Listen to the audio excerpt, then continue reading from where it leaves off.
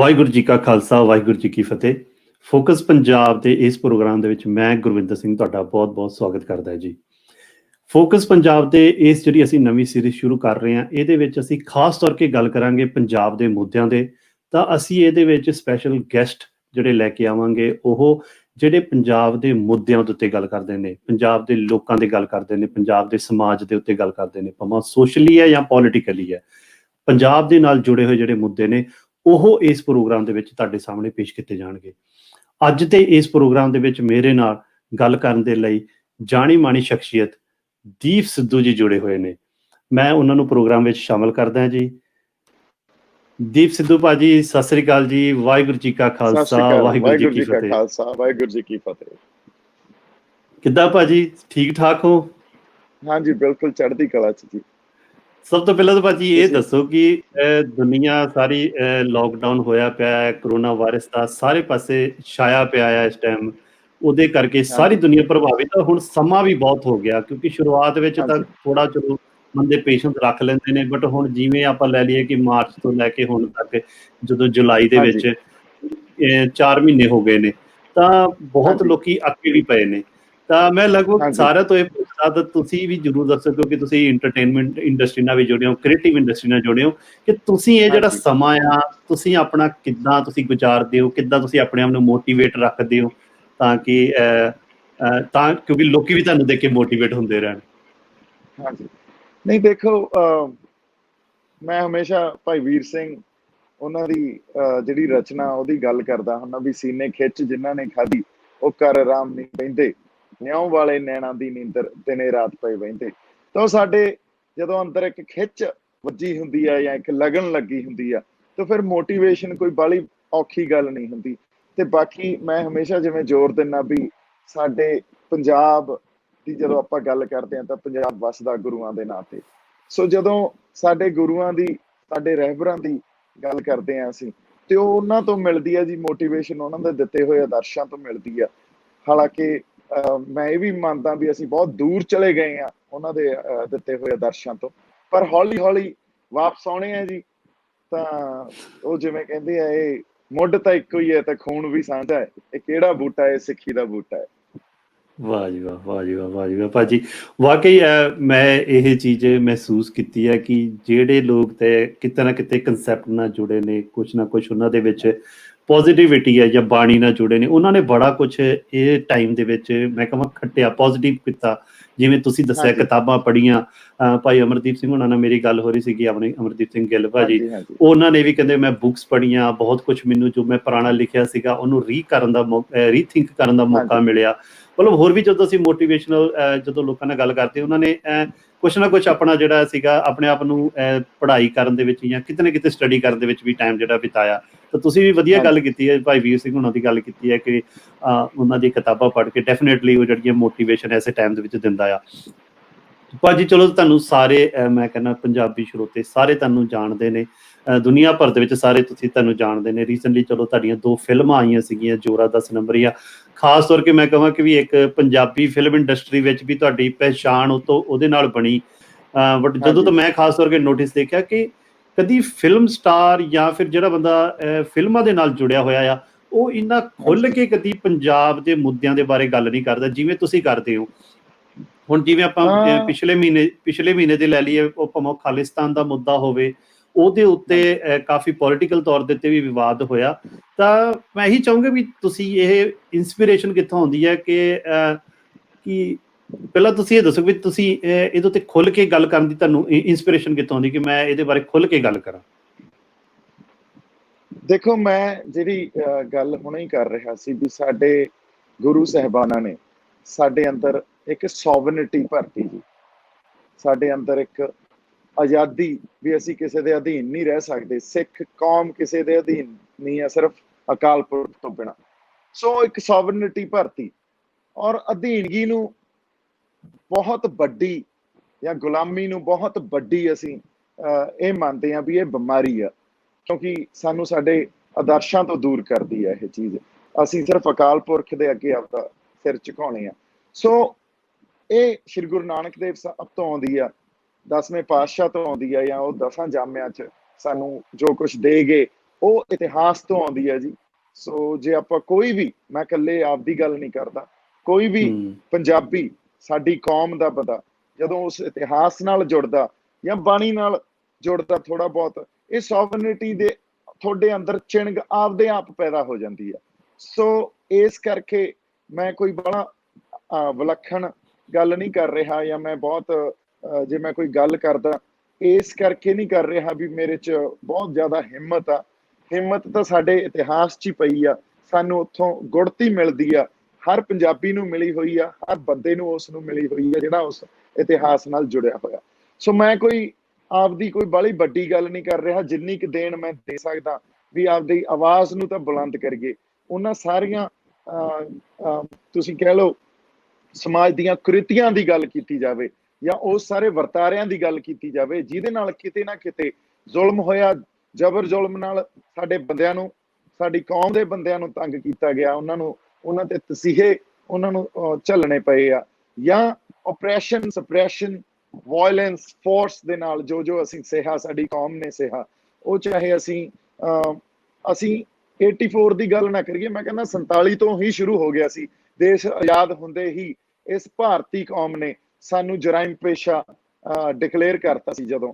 ਸੋ ਜਾਂ ਇੱਕ ਜਿਹੜੀ ਹਿੰਦੁਸਤਾਨ ਦੀਆਂ ਸਰਕਾਰਾਂ ਨੇ ਉਸ ਵੇਲੇ ਨੀਤੀਆਂ ਘੜੀਆਂ, ਜਾਂ ਭਾਰਤੀ ਕੌਮ ਸਿਰਜਣ ਦੀ ਜਿਹੜੀ ਇੱਕ ਜਿੱਦ ਫੜੀ, ਉਹ ਬਹੁਤ ਕਿਤੇ ਨਾ ਕਿਤੇ ਜਾ ਕੇ ਸਿੱਖ ਦੇ ਮਨ ਦੇ ਅੰਦਰ, ਹੋਰ ਵੀ ਬਹੁਤ ਮਾਈਨੋਰਿਟੀ ਜਿਹੜੇ ਘੱਟ ਗਿਣਤੀ ਵਰਗ ਆ ਇਸ ਦੇਸ਼ 'ਚ, ਉਹਨਾਂ ਦੇ ਅੰਦਰ ਜਾ ਕੇ ਉਹ ਹਲਚਲ ਪੈਦਾ ਕਰਦੀ ਆ। ਪਰ ਸਾਡੇ ਅੰਦਰ ਹੋਰ ਜ਼ਿਆਦਾ ਪੈਦਾ ਕਰਦੀ ਆ, ਕਿਉਂਕਿ ਸਾਨੂੰ ਸਾਡੇ ਗੁਰੂਆਂ ਨੇ ਜਿਹੜੀਆਂ ਤੁਸੀਂ ਇਹ ਕਹਿ ਲਓ ਵੀ ਜਿਹੜੀ ਹਿੰਮਤ ਸਾਡੇ ਅੰਦਰ ਜਮਾ ਐਨ, ਉਹਨਾਂ ਨੂੰ 200 ਸਾਲ ਲੱਗ ਗਏ, 250 ਸਾਲ ਲੱਗ ਗਏ ਇੱਕ ਖਾਸ ਤਰ੍ਹਾਂ ਦੀ ਕੌਮ ਤਿਆਰ ਕਰਨ ਵਾਸਤੇ।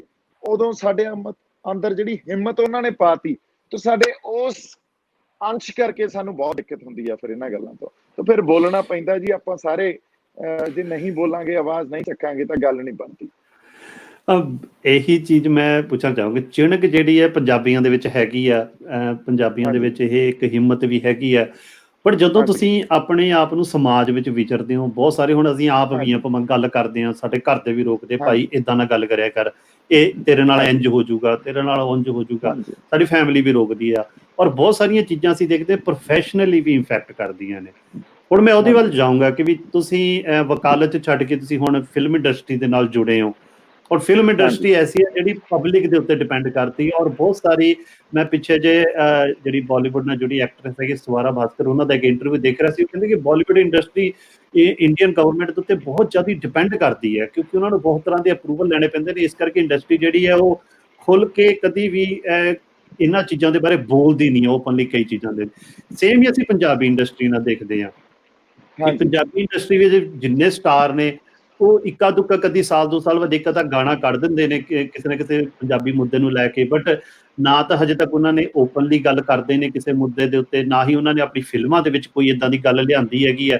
ਔਰ ਕਿਤੇ ਨਾ ਕਿਤੇ ਪਿਛਲੇ ਸਮੇਂ ਵਿੱਚ ਤਾਂ ਉਹ ਪਾਰਟੀਆਂ ਦੇ ਲਈ ਗਾਉਂਦੇ ਤਾਂ ਜਾਂ ਪ੍ਰਚਾਰ ਕਰਦੇ ਨਜ਼ਰ ਆਉਂਦੇ ਨੇ।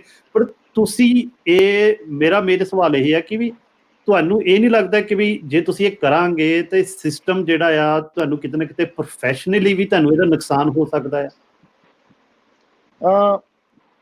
ਬਾਈ ਜੀ, ਮੈਂ ਇੱਕ ਗੱਲ ਤੁਹਾਨੂੰ ਦੱਸਦਾ, ਪਹਿਲਾਂ ਮੈਂ ਥੋੜਾ ਜਿਹਾ ਤੁਹਾਨੂੰ ਕਰੈਕਟ ਕਰੂੰਗਾ ਵੀ ਮੇਰੀ 5 ਸਾਲ ਦਾ ਫਿਲਮੀ ਕਰੀਅਰ ਆ ਹਜੇ ਤੱਕ। ਐਂਟਰਟੇਨਮੈਂਟ ਨਾਲ ਮੈਂ ਬਹੁਤ ਦੇਰ ਤੋਂ ਜੁੜਿਆ ਹੋਇਆ ਖੈਰ, ਪਰ ਜਦੋਂ ਤੋਂ ਮੇਰੀ ਫਰਸਟ ਫਿਲਮ ਆਈ 5 ਸਾਲ ਹੋਏ ਆ, 5 ਸਾਲਾਂ 'ਚ ਕਿਤੇ ਵੀ ਕੋਈ ਗੈਪ ਨਹੀਂ ਪਿਆ। 5 ਸਾਲਾਂ ਦੇ ਵਿੱਚ ਫਰਸਟ ਫਿਲਮ ਰਮਤਾ ਜੋਗੀ ਤੋਂ ਸ਼ੁਰੂ ਹੋ ਕੇ ਜੋਰਾ ਦਸ ਨਾ ਭੁੱਲੀਆ, ਰੰਗ ਪੰਜਾਬ, ਜੋਰਾ ਦਾ ਸੈਕਿੰਡ ਚੈਪਟਰ, ਫਿਰ ਸਾਡੇ ਵਾਲੇ ਹੁਣ ਆ ਰਹੀ ਹੈ, ਉਦੋਂ ਬਾਅਦ ਦੇਸੀ ਆ ਰਹੀ ਹੈ, ਫਿਰ ਕੋਈ ਆਪਾਂ। ਸੋ ਗੈਪ ਮੈਂ ਕਿਉਂ ਦੱਸ ਰਿਹਾ, ਇਹ ਜ਼ਰੂਰੀ ਆ, ਇੱਕ ਇੰਪ੍ਰੈਸ਼ਨ ਕ੍ਰੀਏਟ, ਕੁਛ ਗਲਤ ਹੋ ਜਾਂਦਾ ਜਦੋਂ ਆਪਾਂ ਕਿਸੇ ਗੈਪ ਦੀ ਗੱਲ ਕਰਦੇ ਹਾਂ, ਕਿਉਂਕਿ ਮੈਂ ਇਸ ਕਰਕੇ ਦੱਸ ਰਿਹਾ, ਹੋਰ ਕੋਈ ਇਹਦੀ ਕੋਈ ਵਜ੍ਹਾ ਹਉਮੈ ਨਹੀਂ ਆ। ਇਹਦੀ ਵਜ੍ਹਾ ਇਹ ਆ ਵੀ ਪ੍ਰੋਫੈਸ਼ਨਲੀ ਮੈਂ ਲਗਾਤਾਰ ਕੰਮ ਕਰ ਰਿਹਾ। ਪ੍ਰੋਫੈਸ਼ਨਲੀ ਕਿਤੇ ਵੀ ਕੋਈ ਦਿੱਕਤ, ਜਦੋਂ ਤੁਹਾਡੇ ਅੰਦਰ ਇੱਕ ਦ੍ਰਿੜ ਨਿਸ਼ਚਾ ਹੋਵੇ ਨਾ, ਤੁਹਾਡੇ ਅੰਦਰ ਆਤਮ ਬਲ ਹੋਵੇ, ਔਰ ਆਤਮ ਬਲ ਆਤਮ ਗਿਆਨ ਤੋਂ ਬਿਨਾਂ ਨਹੀਂ ਆ ਸਕਦਾ। ਔਰ ਗਿਆਨ ਦਾ ਸੋਮਾ ਸ਼੍ਰੀ ਗੁਰੂ ਗ੍ਰੰਥ ਸਾਹਿਬ ਆ ਸਾਡੇ ਕੋਲੇ ਭਾਈ ਅੱਜ ਕੱਲ੍ਹ, ਹਨਾ। ਸੋ ਜਦੋਂ ਸਾਡੇ ਕੋਲ ਇੱਕ ਦ੍ਰਿੜ ਨਿਸ਼ਚਾ ਸੀ ਤੇ ਗੁਰੂ ਗ੍ਰੰਥ ਸਾਹਿਬ ਤੋਂ ਆਸ਼ੀਰਵਾਦ ਲੈ ਕੇ ਆਉਣੇ ਆ, ਤੇ ਉਸ ਤੋਂ ਬਾਅਦ ਇਹ ਛੋਟੇ ਮੋਟੇ ਦੁਨਿਆਵੀ ਡਰ ਆ ਨਾ, ਹੋ ਸਕਦਾ ਤੁਹਾਨੂੰ ਅੜਿੱਕੇ ਜ਼ਰੂਰ ਲੱਗਣਗੇ, ਤੁਹਾਡੀਆਂ ਲੱਤਾਂ ਖਿੱਚੀਆਂ ਜਾਣਗੀਆਂ, ਤੁਹਾਨੂੰ ਪਿੱਛੇ ਖਿੱਚਣਗੇ, ਪਰ ਉਹ ਅੜਿੱਕੇ ਕੋਈ ਬਾਹਲੀ ਦੇਰ ਤੁਹਾਡੇ ਅੱਗੇ ਟਿਕਦੇ ਨਹੀਂ ਹੁੰਦੇ, ਕਿਉਂਕਿ ਇਨ ਦੀ ਐਂਡ ਆਫ ਦ ਡੇ ਸੱਚ ਨੇ ਤਾਂ ਪ੍ਰਗਟ ਹੋਣਾ ਹੀ ਹੋਣਾ ਜੀ, ਸੱਚ ਦੀ ਜਿੱਤ ਹੋਣੀ ਹੋਣੀ ਆ।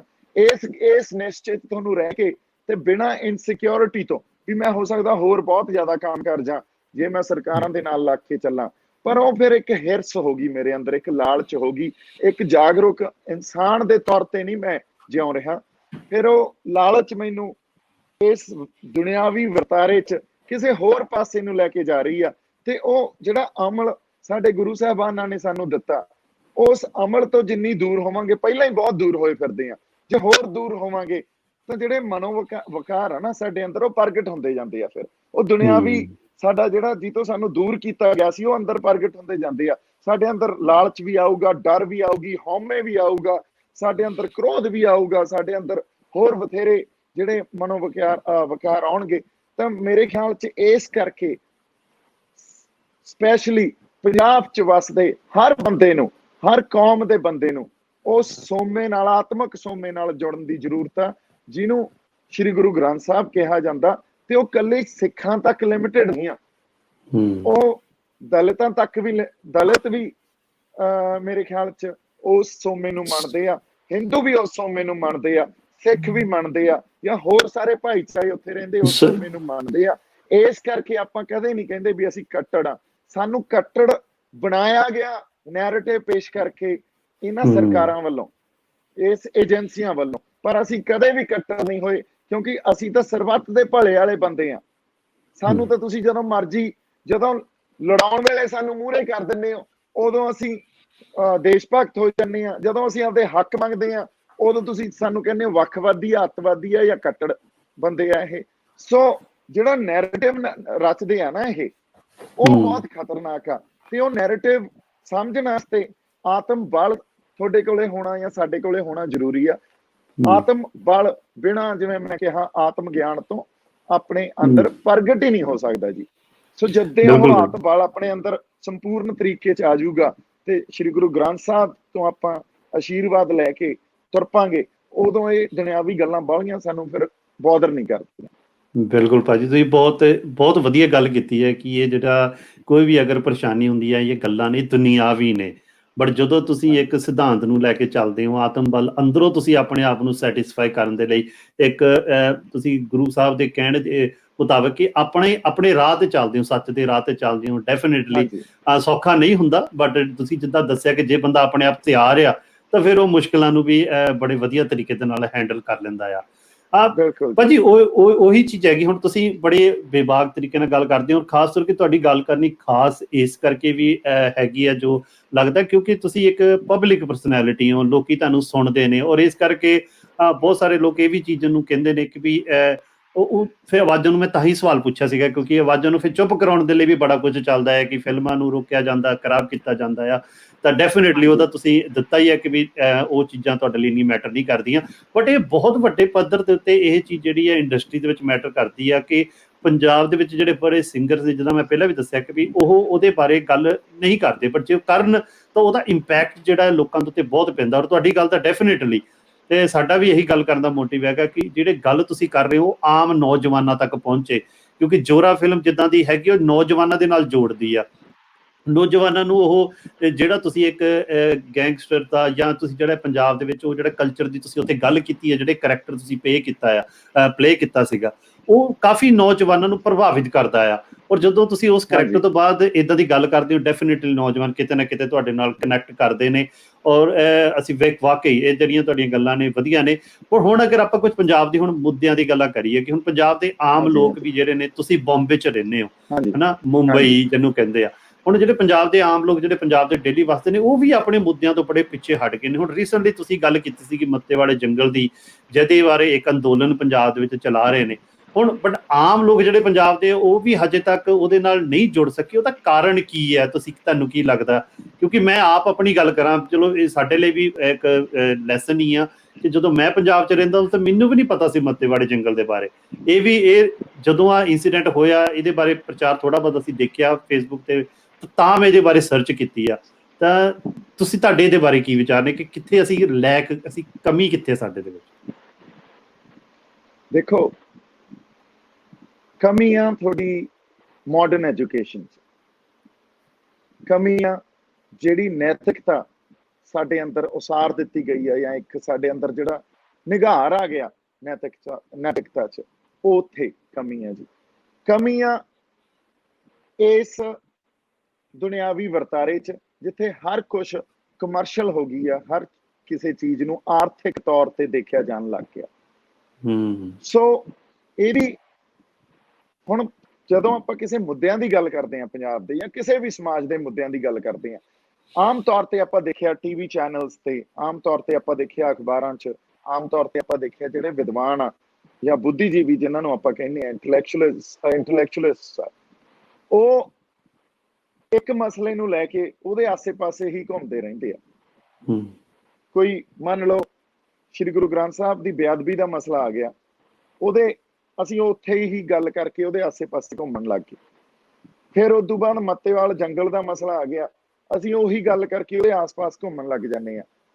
ਫਿਰ ਉਸ ਤੋਂ ਬਾਅਦ ਸਾਡੇ ਇਸ ਟਾਈਮ ਪੰਜਾਬੀ ਸਮਾਜ 'ਚ ਤੁਸੀਂ ਜਿਵੇਂ UAPA ਇੱਕ ਕਾਨੂੰਨ ਆ, ਜਿਹਦੇ ਤਹਿਤ ਬਹੁਤ ਨੌਜਵਾਨਾਂ ਨੂੰ ਉੱਥੋਂ ਉਹਨਾਂ ਨੂੰ ਚੱਕਿਆ ਜਾ ਰਿਹਾ ਤੇ ਉਹਨਾਂ ਨੂੰ ਇੰਟੈਰੋਗੇਟ ਕੀਤਾ ਜਾ ਰਿਹਾ। ਕੁਛ ਹੋ ਸਕਦਾ ਮਾਰ ਵੀ ਗਏ ਦਿੱਤੇ ਹੋਣ, ਪਰ ਉਹਨਾਂ ਨੂੰ ਐਂ ਦਿਖਾਇਆ ਜਾ ਰਿਹਾ ਜਿਵੇਂ ਸੁਸਾਈਡ ਹੋ ਗਈ ਆ, ਜਾਂ ਹੋਰ ਬੇਰੁਜ਼ਗਾਰੀ ਦੇ ਮਸਲੇ ਆ, ਕਿਸਾਨਾਂ ਦੇ ਮਸਲੇ ਆ।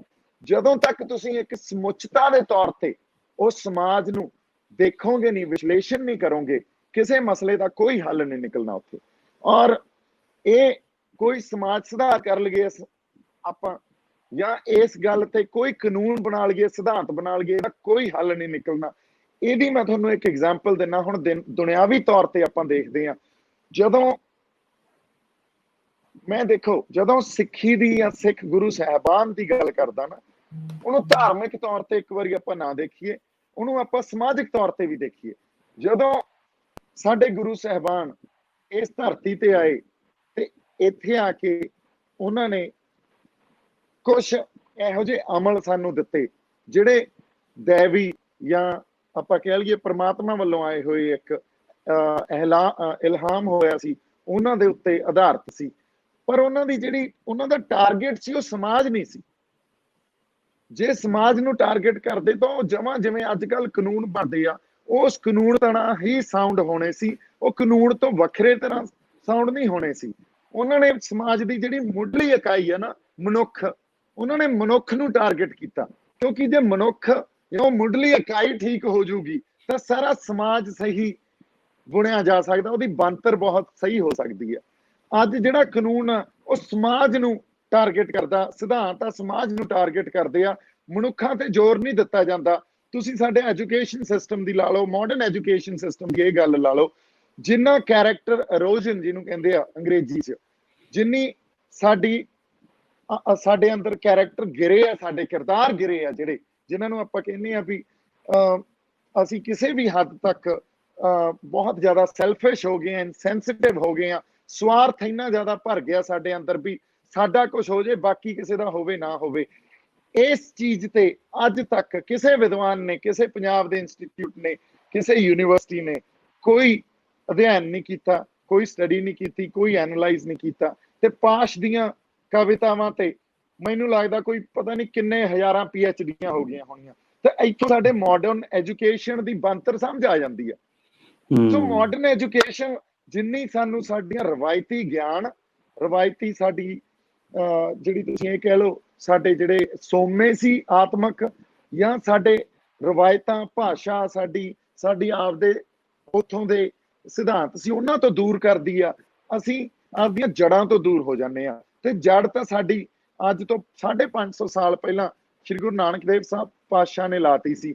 ਜਿੰਨਾ ਤੁਸੀਂ ਉਸ ਜੜ ਤੋਂ ਦੂਰ ਜਾਓਗੇ, ਇਹ ਮੈਂ ਗੱਲ ਕੋਈ ਸਿੱਖਿਆ ਦਾ ਇੱਕ ਗੱਲ ਨਹੀਂ ਕਰ ਰਿਹਾ, ਮੈਂ ਆਪਦੇ ਆਪ ਨੂੰ ਵੀ ਇਹੀ ਗੱਲਾਂ ਕਹਿ ਕੇ ਕਨਵਿੰਸ ਕਰਦਾ ਹੁੰਦਾ ਵੀ ਇਹ ਗੱਲ ਸਮਝਣ ਵਾਲੀ ਆ।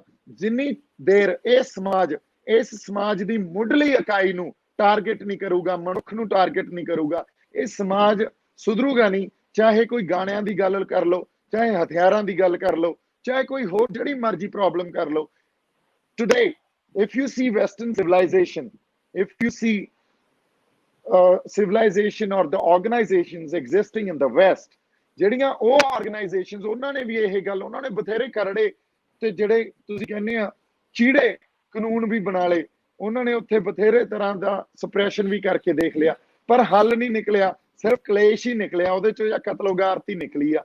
ਹੁਣ ਉਹ ਇਸੇ ਗੱਲ ਨੂੰ ਸਮਝ ਗਏ ਆ ਵੀ ਸਾਨੂੰ ਕਿਸੇ ਨਾ ਕਿਸੇ ਤਰ੍ਹਾਂ, ਜੇ ਅਸੀਂ ਇਹ ਸਮਾਜ ਦੇ ਜਿਹੜੀ ਤੁਸੀਂ ਕਹਿੰਦੇ ਹੋ ਵੀ ਵਿਕਾਰ ਆ, ਜਾਤ ਪਾਤ ਆ, ਊਚ ਨੀਚ ਆ, ਜਾਂ ਇੱਥੇ ਆਪਾਂ ਇਹ ਕਹਿ ਸਕਦੇ ਹਾਂ ਸਪਰੈਸ਼ਨ ਆ, ਇੱਕ ਦੂਜੇ ਨੂੰ ਜ਼ੁਲਮ ਜ਼ਬਰ ਨਾਲ ਆਪਾਂ ਦਬਾਉਣੇ ਆ, ਇਸ ਚੀਜ਼ ਨੂੰ ਹੱਲ ਕਰਨਾ ਤਾਂ ਇਨਸਾਨ ਦੀ ਨੈਤਿਕਤਾ ਦੇ ਉੱਤੇ ਕੰਮ ਕਰਨਾ ਪਊਗਾ, ਨੈਤਿਕਤਾ ਨੂੰ ਉੱਤੇ ਚੱਕਣਾ ਪਊਗਾ। ਔਰ ਉਹ ਨੈਤਿਕਤਾ ਬਿਨਾਂ ਮੈਨੂੰ ਲੱਗਦਾ ਆਤਮਕ ਕਿਸੇ ਸੋਮੇ ਤੋਂ ਤੁਹਾਡੇ ਆਪਣੇ ਅੰਦਰ ਪ੍ਰਗਟ ਨਹੀਂ ਹੋ ਸਕਦੀ। ਇਸੇ ਕਰਕੇ ਆਪਾਂ ਸਿਰ ਝੁਕਾਉਣੇ ਆ ਸਾਡੇ ਰਹਿਬਰਾਂ ਅੱਗੇ ਜਾ ਕੇ, ਇਸ ਗੱਲ ਨੂੰ ਸਮਝਣ ਦੀ ਬਹੁਤ ਜ਼ਰੂਰਤ ਹੈ ਜੀ। ਬਿਲਕੁਲ ਭਾਜੀ, ਤੁਸੀਂ ਗੱਲ ਕੀਤੀ ਕਿ ਜਿੱਦਾਂ ਆਪਣੀ ਭਾਸ਼ਾ ਦੀ, ਆਪਣੀ ਲੈਂਗੁਏਜ ਦੀ ਗੱਲ ਕੀਤੀ। ਹੁਣ ਪਿਛਲੇ ਦਿਨਾਂ ਦੇ ਵਿੱਚ CBSE ਦਾ ਰਿਜ਼ਲਟ ਆਇਆ ਸੀਗਾ, ਜਦੋਂ ਚਲੋ ਕੁੜੀਆਂ ਨੇ ਬਹੁਤ ਵਧੀਆ ਰਿਜ਼ਲਟ ਦਿੱਤਾ, ਵਧੀਆ ਇੱਕ ਉਹਨਾਂ ਨੇ ਟੌਪ ਕੀਤਾ, ਤੇ ਕੁੜੀਆਂ ਮੁੰਡਿਆਂ ਨਾਲ ਨਿਕਲ ਕੇ ਐਜੂਕੇਸ਼ਨ 'ਚ ਅੱਗੇ ਆਈਆਂ। ਬਟ ਇੱਕ ਖਾਸ ਤੌਰ ਕੇ ਮੈਂ ਪਿਛਲੇ ਪ੍ਰੋਗਰਾਮ ਵਿੱਚ ਵੀ ਗੱਲ ਕੀਤੀ ਸੀਗੀ ਕਿ ਜਦੋਂ ਮੈਂ ਦੇਖਿਆ ਕਿ ਕਾਫੀ ਇੰਟਰਵਿਊਜ਼ ਜਿਹੜੇ ਲਏ ਗਏ, ਸਿੱਖ ਪਰਿਵਾਰ ਦੇ ਬੱਚੇ ਸੀਗੇ, ਸਿੱਖ ਪਰਿਵਾਰ ਦੇ ਨਾਲ ਦੇ ਉਹਨਾਂ ਦੇ ਪੇਰੈਂਟ ਖੜੇ ਨੇ, ਉਹ ਵੀ ਸਰਦਾਰ ਨੇ, ਦਸਤਾਰ ਸਜਾਈ ਹੋਈ ਹੈ। ਇੰਟਰਵਿਊ ਲੈਣ ਵਾਲਾ ਕਈ ਥਾਂ ਦੇ ਉੱਤੇ ਹਿੰਦੀ 'ਚ ਕੁਐਸਚਨ, ਪੰਜਾਬੀ 'ਚ ਕੁਐਸਚਨ ਪੁੱਛ ਰਿਹਾ, ਤੇ ਜਿਹੜੇ ਬੱਚੇ ਨੇ ਉਹ ਹਿੰਦੀ 'ਚ ਜਵਾਬ ਦੇ ਰਹੇ ਨੇ। ਮਤਲਬ ਪੰਜਾਬ ਦੇ ਬੱਚੇ ਹੁਣ ਇਹ ਡੈਫੀਨੇਟਲੀ ਤੁਸੀਂ ਕਹਿ ਰਹੇ ਹੋ ਕਿਤੇ ਨਾ ਕਿਤੇ ਇਹ ਐਜੂਕੇਸ਼ਨ ਸਿਸਟਮ ਦਾ ਇੱਕ ਇੱਦਾਂ ਦਾ ਸਾਡਾ ਬਣ ਗਿਆ ਕਿ ਵੀ ਉਹ ਵੀ ਇੱਕ ਉਹਦੇ ਵਿੱਚ ਕਸੂਰਵਾਰ ਹੈ ਕਿ ਵੀ ਤੁਸੀਂ ਬੱਚੇ ਜਿਹੜੇ ਨੇ ਉਹ ਪੰਜਾਬੀ ਤੋਂ ਭਾਸ਼ਾ ਆਪਣੀ ਛੱਡ ਕੇ ਤਾਂ ਦੂਜੇ ਪਾਸੇ ਨੂੰ ਜਿਹੜੀਆਂ ਦੂਜੀਆਂ ਭਾਸ਼ਾਵਾਂ ਨੇ ਉਹਨਾਂ ਨੂੰ ਪ੍ਰਾਥਮਿਕਤਾ ਦੇਣ ਲੱਗ ਪਏ ਨੇ, ਉਹਨਾਂ ਨੂੰ ਪ੍ਰੈਫਰੈਂਸ ਦੇਣ ਲੱਗ ਪਏ ਨੇ। ਦੂਜੇ ਪਾਸੇ ਮੈਂ ਬਾਹਰਲੇ ਮੁਲਕਾਂ 'ਚ ਕਰਾਂ ਗੱਲ, ਅਸੀਂ ਮੈਲਬੌਰਨ 'ਚ ਆ ਨਾ, ਆਸਟ੍ਰੇਲੀਆ ਵਾਈਡ 'ਚ ਵੀ ਅਗਰ ਮੈਂ ਗੱਲ ਕਰਾਂ ਤਾਂ ਕੈਨੇਡਾ, ਹੋਰ ਥਾਂ ਦੇ ਉੱਤੇ, ਉੱਥੇ ਪੰਜਾਬੀ ਨੂੰ ਲੈ ਕੇ ਇੱਕ ਸਾਡੀ ਪ੍ਰੋਪਰ ਪਲੈਨਿੰਗ ਚੱਲਦੀ ਹੈ ਕਿ ਬੱਚਿਆਂ ਨੂੰ ਕਿੱਦਾਂ ਪੰਜਾਬੀ ਦੇ ਨਾਲ ਜੋੜਨਾ ਹੈ, ਕਿਉਂਕਿ ਇਹ ਚੀਜ਼ ਸਮਝ ਲੱਗ ਗਈ ਇੱਥੇ ਦੇ ਲੋਕਾਂ ਦੇ ਵਿੱਚ ਕਿ ਜੇ ਆਪਣੇ ਵਿਰਸੇ ਦੇ ਨਾਲ ਜੋੜ ਕੇ ਰੱਖਣਾ ਤਾਂ ਉਹਨੂੰ ਪੰਜਾਬੀ ਹੀ ਰੱਖਣੀ ਆ। ਤਾਂ ਕਿਤੇ ਨਾ ਕਿਤੇ ਦੋਨਾਂ ਦੇ ਵਿੱਚ ਜਿਹੜਾ ਅਸੀਂ ਇੰਟਰੈਕਟ ਕਰਦੇ ਹਾਂ, ਤੁਹਾਨੂੰ ਇਹ ਲੱਗਦਾ ਕਿ ਲੋਕ ਵੀ ਕਿਤੇ ਨਾ ਕਿਤੇ ਜ਼ਿੰਮੇਦਾਰ ਨੇ ਕਿ ਸਿਸਟਮ ਤਾਂ ਹੈਗਾ ਹੀ ਹੈ ਕਿ ਵੀ ਡੈਫੀਨੇਟਲੀ ਸਿਸਟਮ ਇੱਕ ਕ੍ਰੀਏਟ ਹੋ ਗਿਆ, ਅਸੀਂ ਉਹਦੇ ਬਹਾਵ ਦੇ ਵਿੱਚ ਬਹਿੰਦੇ ਚਲੇ ਗਏ, ਬਟ ਕਿਤੇ ਲੋਕਾਂ ਦੀ ਆਪਣੀ ਇੰਡੀਵਿਜੂਅਲ ਰਿਸਪੌਂਸਿਬਿਲਿਟੀ ਜਿਹੜੀ ਆ ਉਹ ਤੋਂ ਵੀ ਲੋਕਾਂ ਨੇ ਪੱਲਾ ਝਾੜ ਲਿਆ। ਦੇਖੋ ਫਿਰ ਮੈਂ ਉਸੇ ਗੱਲ ਤੇ ਆਉਣਾ, ਲੋਕਾਂ ਤੋਂ ਪਹਿਲਾਂ ਸਰਕਾਰਾਂ ਜ਼ਿੰਮੇਵਾਰ ਆ, ਇਹ ਭਾਰਤੀ ਕੌਮ ਜ਼ਿੰਮੇਵਾਰ ਆ, ਜਿਨ੍ਹਾਂ ਦੀ ਇਹ ਜ਼ਿੱਦ ਆ ਵੀ ਇੱਕ ਜਮਹੂਰੀਕਰਨ ਕੀਤਾ ਜਾਵੇ, ਇੱਕ ਤਰ੍ਹਾਂ ਦੀ ਕੌਮ, ਹੋਮੋਜੇਨੀਅਸ ਸੁਸਾਇਟੀ ਉਸਾਰੀ ਜਾਵੇ, ਇੱਕੋ ਤਰ੍ਹਾਂ ਦੇ ਲੋਕ ਹੋਣ, ਇੱਕੋ ਤਰ੍ਹਾਂ ਦੀ ਬੋਲੀ ਹੋਵੇ, ਇੱਕੋ ਤਰ੍ਹਾਂ ਦੇ ਵਿਸ਼ਵਾਸ ਹੋਣ। ਤੇ ਇਹ ਕਦੇ ਵੀ ਨਹੀਂ ਹੁੰਦਾ। ਜੇ ਬਾਇਓਡਾਇਵਰਸਿਟੀ ਹੈ ਨਾ ਇਸ ਧਰਤੀ ਤੇ, ਇਸ ਨੇਚਰ ਉਹਨੂੰ ਸਪੋਰਟ ਕਰਦੀ ਆ ਵੀ ਇੱਕ ਤਰ੍ਹਾਂ ਦੇ ਫੁੱਲ ਨਹੀਂ ਮਿਲਣਗੇ ਤੁਹਾਨੂੰ, ਇੱਕ ਤਰ੍ਹਾਂ ਦੇ ਰੁੱਖ ਨਹੀਂ ਮਿਲਣਗੇ ਤੁਹਾਨੂੰ, ਇੱਕ ਤਰ੍ਹਾਂ ਦੇ ਮੈਨੂੰ ਲੱਗਦਾ ਹੋਰ ਜਿਹੜੀਆਂ ਧਰਤੀ ਦੇ ਵੱਖਰੇ ਵੱਖਰੇ ਰੂਪ ਆ ਉਹ ਨਹੀਂ ਮਿਲਣਗੇ, ਉੱਥੋਂ ਦੀ ਟੋਪੋਗ੍ਰਾਫੀ, ਉੱਥੋਂ ਦੀ ਅਪੀਅਰੈਂਸ ਵੀ ਚੇਂਜ ਹੁੰਦੀ ਰਹੂਗੀ। ਸੋ ਇਸੇ ਤਰ੍ਹਾਂ ਕਲਚਰਲ ਡਾਇਵਰਸਿਟੀ ਆ ਜਿਹੜੀ, ਉਹ ਵੀ ਇੱਕ ਆਪਾਂ ਇਹ ਕਹਿ ਲਈਏ ਵੀ ਓਨੀ ਹੀ ਜ਼ਰੂਰੀ ਆ ਜਿੰਨੀ ਬਾਇਓਡਾਇਵਰਸਿਟੀ ਜ਼ਰੂਰੀ ਆ ਇਸ ਨੇਚਰ ਵਾਸਤੇ, ਇਸ ਪੂਰੇ ਯੂਨੀਵਰਸ ਵਾਸਤੇ। ਸੋ ਜਦੋਂ ਕਲਚਰਲ ਡਾਇਵਰਸਿਟੀ ਖਤਮ ਹੁੰਦੀ ਆ, ਤੁਸੀਂ ਇਹ ਕਹਿ ਲਓ ਪੰਜਾਬੀ ਜੇ ਆਪਾਂ ਖਤਮ ਹੋ ਰਹੀ ਆ ਅੱਜ ਦੀ ਡੇਟ 'ਚ, ਆਪਾਂ ਹਿੰਦੀ ਜਾਂ ਕੋਈ ਹੋਰ ਭਾਸ਼ਾ ਭਾਰੂ ਹੋ ਰਹੀ ਆ, ਉਹ ਇਸ ਕਰਕੇ ਹੋ ਰਹੀ ਆ ਕਿਉਂਕਿ ਤੁਹਾਡੀ ਕਲਚਰਲ ਡਾਇਵਰਸਿਟੀ ਤੇ ਹਮਲੇ ਕੀਤੇ ਜਾ ਰਹੇ ਆ। ਇੱਕ ਬ੍ਰਿਟਿਸ਼ ਨੋਵਲਿਸਟ ਸੀ, ਮੈਂ ਤੁਹਾਨੂੰ ਉਹ ਦੱਸਦਾ, ਬਹੁਤ ਵੱਡੀ ਗੱਲ ਕਹੀ ਸੀ ਉਹਨੇ, ਜਾਰਜ ਔਰਵੈਲ ਨਾਂ ਸੀ ਉਹਦਾ, ਉਹਦੇ ਹੀ ਵਾਜ਼ ਅ ਗ੍ਰੇਟ ਨੋਵਲਿਸਟ। ਤਾਂ ਉਹਨੇ ਇੱਕ ਗੱਲ ਕਹੀ ਸੀ, ਉਹ ਕਹਿੰਦਾ he who controls your past controls your future and he who controls your present controls your past। ਇਹ ਸਮਝਣ ਦੀ ਗੱਲ ਆ। ਹੁਣ ਜਿਹੜਾ ਬੰਦਾ ਸਾਡਾ ਪਾਸਟ ਕੰਟਰੋਲ ਕਰਦਾ, ਸਾਡਾ ਫਿਊਚਰ ਵੀ ਉਹੀ ਕੰਟਰੋਲ ਕਰਦਾ, ਤੇ ਜਿਹੜਾ ਸਾਡਾ ਪ੍ਰੈਜ਼ੈਂਟ ਕੰਟਰੋਲ ਕਰਦਾ ਅੱਜ ਦੀ ਡੇਟ 'ਚ ਜੋ ਚੱਲ ਰਿਹਾ, ਉਹ ਸਾਡਾ ਪਾਸਟ ਕੰਟਰੋਲ ਕਰਦਾ। ਹੁਣ ਇਹ ਗੱਲ ਇਹਨਾਂ ਸਰਕਾਰਾਂ ਨੇ ਬਹੁਤ ਬਾਖੂਬੀ ਸਮਝੀ ਆ, ਸਾਡੇ ਸਮਝ 'ਚ ਨਹੀਂ ਆਉਂਦੀ, ਸਾਡੇ ਜ਼ਿਹਨ 'ਚ ਨਹੀਂ ਉਤਰਦੀ ਇਹ ਗੱਲ। ਇਹ ਬਹੁਤ ਖਤਰਨਾਕ ਗੱਲ ਆ ਵੀ ਸਾਡੇ ਇਤਿਹਾਸ ਤੇ ਹਮਲੇ ਕੀਤੇ ਜਾ ਰਹੇ ਆ ਤਾਂ ਕਿ ਸਾਡਾ ਭਵਿੱਖ ਕੰਟਰੋਲ ਕਰ ਸਕਣ। ਫਿਰ ਪ੍ਰੈਜ਼ੈਂਟ ਸਾਡੇ ਜਿਹੜੇ ਐਜੂਕੇਸ਼ਨ ਸਿਸਟਮ ਇਸ ਤਰ੍ਹਾਂ ਦਾ ਬਣਾ ਦਿੱਤਾ ਗਿਆ, ਜਿੱਥੇ ਤੁਸੀਂ ਇਹ ਦੇਖ ਲਓ ਜਿਹੜਾ ਕੋਈ ਹੀਰੋ ਆ ਉਹ ਨੈਸ਼ਨਲ ਹੀਰੋ ਹੀ ਹੋਊਗਾ, ਚਾਹੇ ਉਹਨਾਂ ਨੇ ਪੰਜਾਬ ਲਈ ਲੜਾਈਆਂ ਲੜੀਆਂ ਹੋਣ, ਚਾਹੇ ਪੰਜਾਬ ਦੀ ਧਰਤੀ ਲਈ ਲੜਾਈਆਂ ਲੜੀਆਂ ਹੋਣ। ਹੁਣ ਸਰਦਾਰ ਕਰਤਾਰ ਸਿੰਘ ਸਰਾਭਾ ਸੀਗੇ, ਮੈਂ ਉਹਨਾਂ ਨੂੰ ਇਹ ਕਹਿਣਾ ਵੀ ਉਹ ਬਹੁਤ ਵੱਡੇ ਸੂਰਮੇ ਤੇ ਬਹੁਤ ਵੱਡੇ ਆਜ਼ਾਦੀ ਘੁਲਾਟੀਏ ਹੋਏ, ਪਰ ਉਹ ਕਿਤੇ ਨਾ ਕਿਤੇ ਪੰਜਾਬ ਨੂੰ ਮੂਹਰੇ ਰੱਖਦੇ ਸੀ, ਕਿਤੇ ਨਾ ਕਿਤੇ ਸਿੱਖ ਕੌਮ ਨੂੰ ਮੂਹਰੇ ਰੱਖਦੇ ਸੀ। ਤੇ ਭਗਤ ਸਿੰਘ ਨੂੰ ਵੱਡਾ ਹੀਰੋ ਬਣਾ ਦਿੱਤਾ ਗਿਆ। ਭਗਤ ਸਿੰਘ ਬਹੁਤ ਵੱਡਾ ਸੂਰਮਾ ਸੀ, ਮੈਂ ਉਸ ਗੱਲ ਤੋਂ ਪਾਸੇ ਨਹੀਂ ਹੋ ਰਿਹਾ, ਪਰ ਭਗਤ ਸਿੰਘ ਵੱਡਾ ਹੀਰੋ ਆ ਕਿਉਂਕਿ ਉਹ ਨੇਸ਼ਨ ਦੇ ਖਾਤਰ ਉਹਨੂੰ ਐਂ ਪ੍ਰੋਜੈਕਟ ਕਰ ਦਿੱਤਾ ਗਿਆ ਵੀ ਇਹ ਤਾਂ ਦੇਸ਼ ਦੀ ਖਾਤਰ ਆਪਦੀ ਜਾਨ ਵਾਰ ਗਿਆ। ਉਸ ਸਿਸਟਮ ਦੇ ਵਿੱਚ ਸੈੱਟ ਬੈਠਦਾ ਸੀਗਾ। ਹਾਂਜੀ, ਉਹ ਸਾਰੀ ਜਿਹੜੀ ਇਹਨਾਂ ਦੀ ਇੱਕ ਕੌਮੀਅਤ ਦੀ ਉਸਾਰੀ ਆ ਨਾ, ਜਿਹਦਾ ਵੀ ਇੱਕੋ ਤਰ੍ਹਾਂ ਦੀ ਕੌਮ ਹੋਵੇ, ਜਿਹਨੂੰ ਭਾਰਤੀ ਕੌਮ ਦਾ ਨਾਂ ਦਿੱਤਾ ਜਾਵੇ, ਉਹ ਉਹਦੇ 'ਚ ਫਿੱਟ ਬੈਠਦਾ ਸੀ। ਤੇ ਇਸ ਕਰਕੇ ਤੁਹਾਡੀ ਭਾਸ਼ਾ ਤੇ ਵੀ ਹਮਲੇ ਹੁੰਦੇ ਆ, ਇਸ ਕਰਕੇ ਤੁਹਾਡੀ ਜਿਹੜੀ ਤੁਸੀਂ ਇਹ ਕਹਿ ਲਓ ਵੀ ਉੱਥੋਂ ਦੀ ਆਪਣੀ ਕੋਈ ਕਲਚਰਲ ਡਾਇਵਰਸਿਟੀ ਆ ਉਹਦੇ ਤੇ ਵੀ ਹਮਲੇ ਹੁੰਦੇ ਆ, ਤੁਹਾਡੀਆਂ ਰਵਾਇਤਾਂ ਤੇ ਵੀ ਹਮਲੇ ਹੁੰਦੇ ਆ, ਤੁਹਾਡੇ ਇਤਿਹਾਸ ਤੇ ਹਮਲੇ ਹੁੰਦੇ ਆ, ਤੇ ਤੁਹਾਡੀਆਂ ਧਾਰਮਿਕ ਗ੍ਰੰਥਾਂ ਤੇ ਵੀ ਹਮਲੇ ਹੁੰਦੇ ਆ। ਜਦੋਂ ਸਿੱਖ ਰੈਫਰੈਂਸ ਲਾਇਬ੍ਰੇਰੀ ਇਸ ਗੱਲ ਦਾ ਗਵਾਹ ਸਾਡੇ ਕੋਲੇ ਵੀ ਉੱਥੇ ਕੋਈ ਕਿਸੇ ਤਰ੍ਹਾਂ ਦੀ ਡਿਸਟਰਬੈਂਸ ਨਹੀਂ ਸੀ, ਦਰਬਾਰ ਸਾਹਿਬ ਤੋਂ ਬਿਲਕੁਲ ਪਾਸੇ ਤੇ ਉਹ ਸਿੱਖ ਰੈਫਰੈਂਸ ਲਾਇਬ੍ਰੇਰੀ ਸਥਿਤ ਸੀ, ਜਿੱਥੇ ਸਾਡਾ ਸਾਰਾ ਕਲਚਰ, ਸਾਡਾ ਸਾਰਾ ਸਾਹਿਤ, ਸਾਡਾ ਸਾਰਾ ਇਤਿਹਾਸ ਜਾਂ ਸਾਡੇ ਧਾਰਮਿਕ ਗ੍ਰੰਥ ਸਾੜ ਦਿੱਤੇ ਗਏ। ਉਹ ਕਿਸੇ ਸੋਚੇ ਸਮਝੀ ਸਾਜ਼ਿਸ਼ ਦੇ ਤਹਿਤ ਹੀ ਸਾੜ ਦਿੱਤੇ ਗਏ, ਤੇ ਕੁਛ ਜਿਹੜੇ ਉਹ ਲੈ ਗਏ ਨਾਲ, ਉਹ ਸਾਨੂੰ ਅੱਜ ਤੱਕ ਵਾਪਸ ਨਹੀਂ ਮਿਲੇ। ਤੇ ਸਾਡੇ ਆਗੂਆਂ ਨੂੰ ਇੰਨੀ ਸਮਝ ਹੈ ਨਹੀਂ ਵੀ ਜਿਨ੍ਹਾਂ ਚੀਜ਼ਾਂ ਲਈ ਸਾਨੂੰ ਲੜਨਾ ਚਾਹੀਦਾ ਉਹਨਾਂ ਚੀਜ਼ਾਂ ਲਈ ਕੋਈ ਆਵਾਜ਼ ਹੀ ਨਹੀਂ ਉਠਾਉਂਦਾ, ਕਿਉਂਕਿ ਸਾਡੇ ਜਿਹੜੇ ਆਗੂ ਆ ਜਾਂ ਸਾਡੇ ਜਿਹੜੇ ਰਾਜਸੀ ਲੀਡਰ ਆ ਉਹ ਐਡੇ ਜ਼ਿਆਦਾ ਲਾਲਚੀ ਹੋਏ ਫਿਰਦੇ ਆ, ਉਹ ਤਾਂ ਦਿੱਲੀ ਦੀਆਂ ਗੁਲਾਮੀ ਕਰਦੇ ਆ, ਉੱਥੇ ਇੱਕ ਦੋ ਕੁਰਸੀਆਂ ਜਾ ਕੇ ਉੱਥੋਂ ਲੈ ਆਉਂਦੇ ਆ ਤੇ ਕੌਮ ਨੂੰ ਉੱਥੇ ਗਿਰਵੀ ਰੱਖੇ ਆਉਂਦੇ ਆ। ਸੋ ਇਹ ਸਾਰੀਆਂ ਚੀਜ਼ਾਂ ਨੂੰ ਸਮਝਣਾ ਬਹੁਤ ਜ਼ਰੂਰੀ ਹੈ ਜੀ, ਇਹ ਸਟੇਟ ਦੀਆਂ ਪਾਲਿਸੀਜ਼ ਨੂੰ ਸਮਝਣਾ ਜ਼ਰੂਰੀ ਆ।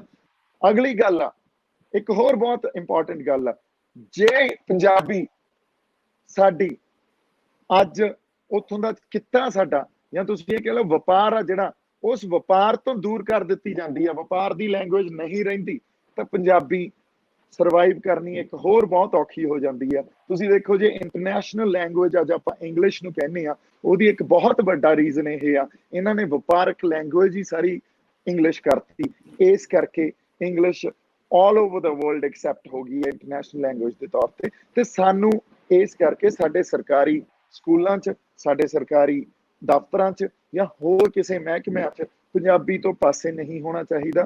ਸਾਡੇ ਕਾਨੂੰਨ ਵੀ ਪੰਜਾਬੀ 'ਚ, ਜਿਵੇਂ ਪਹਿਲਾਂ ਮੇਰੇ ਖਿਆਲ 'ਚ ਅਸੀਂ ਕਾਨੂੰਨ ਦੀ ਗੱਲ ਕਰਦੇ ਸੀ, ਉਵੇਂ ਹੀ ਕਰਨੀ ਚਾਹੀਦੀ ਹੈ। ਅਦਰਵਾਈਜ਼ ਪੰਜਾਬੀ ਦਾ ਸਰਵਾਈਵ ਕਰਨਾ ਅਸੀਂ ਬਹੁਤ ਐਫਰਟ ਕਰਿਆ ਕਰਾਂਗੇ, ਪਰ ਇਹ ਮੈਨੂੰ ਐਂ ਲੱਗਦਾ ਐਫਰਟਲੈਸ ਗੱਲ ਹੋਣੀ ਚਾਹੀਦੀ ਆ। ਭਾਸ਼ਾ ਕਿਤੇ ਐਂ ਸਾਨੂੰ ਵਿਸਾਰ ਨਹੀਂ ਦੇਣੀ ਚਾਹੀਦੀ ਜੀ।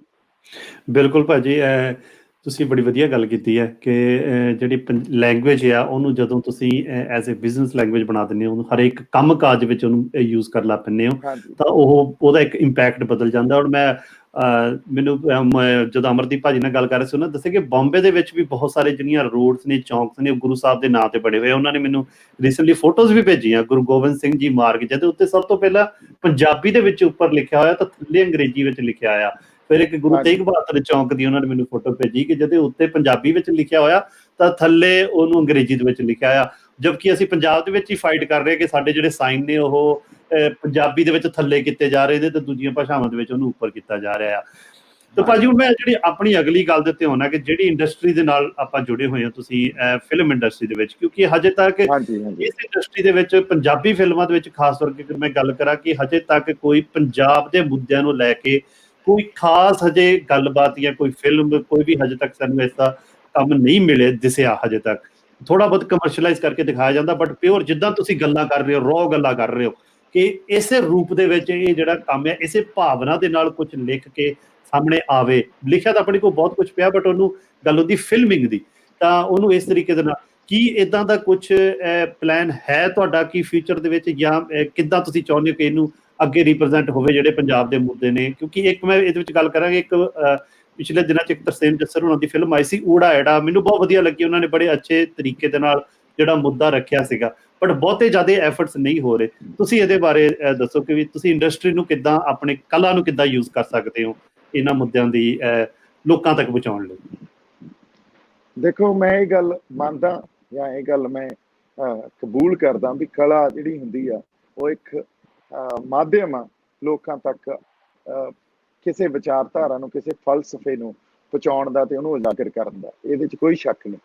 ਪਰ ਜਿਹੜਾ ਕਲਾ ਅਸੀਂ ਇੱਥੇ ਇਹ ਕਹਿ ਲਓ ਵੀ ਤੁਸੀਂ ਉਹ ਰਚਨਾਤਮਕ ਢੰਗ ਨਾਲ ਤਿਆਰ ਕਰਦੇ ਆ, ਉਹ ਕਿਸੇ ਨਾ ਕਿਸੇ ਮਾਪਦੰਡ ਤੋਂ ਦੇਖੀ ਜਾਂਦੀ ਆ, ਉਸ ਮਾਪਦੰਡ ਚੋਂ ਹੀ ਨਿਕਲਦੀ ਆ।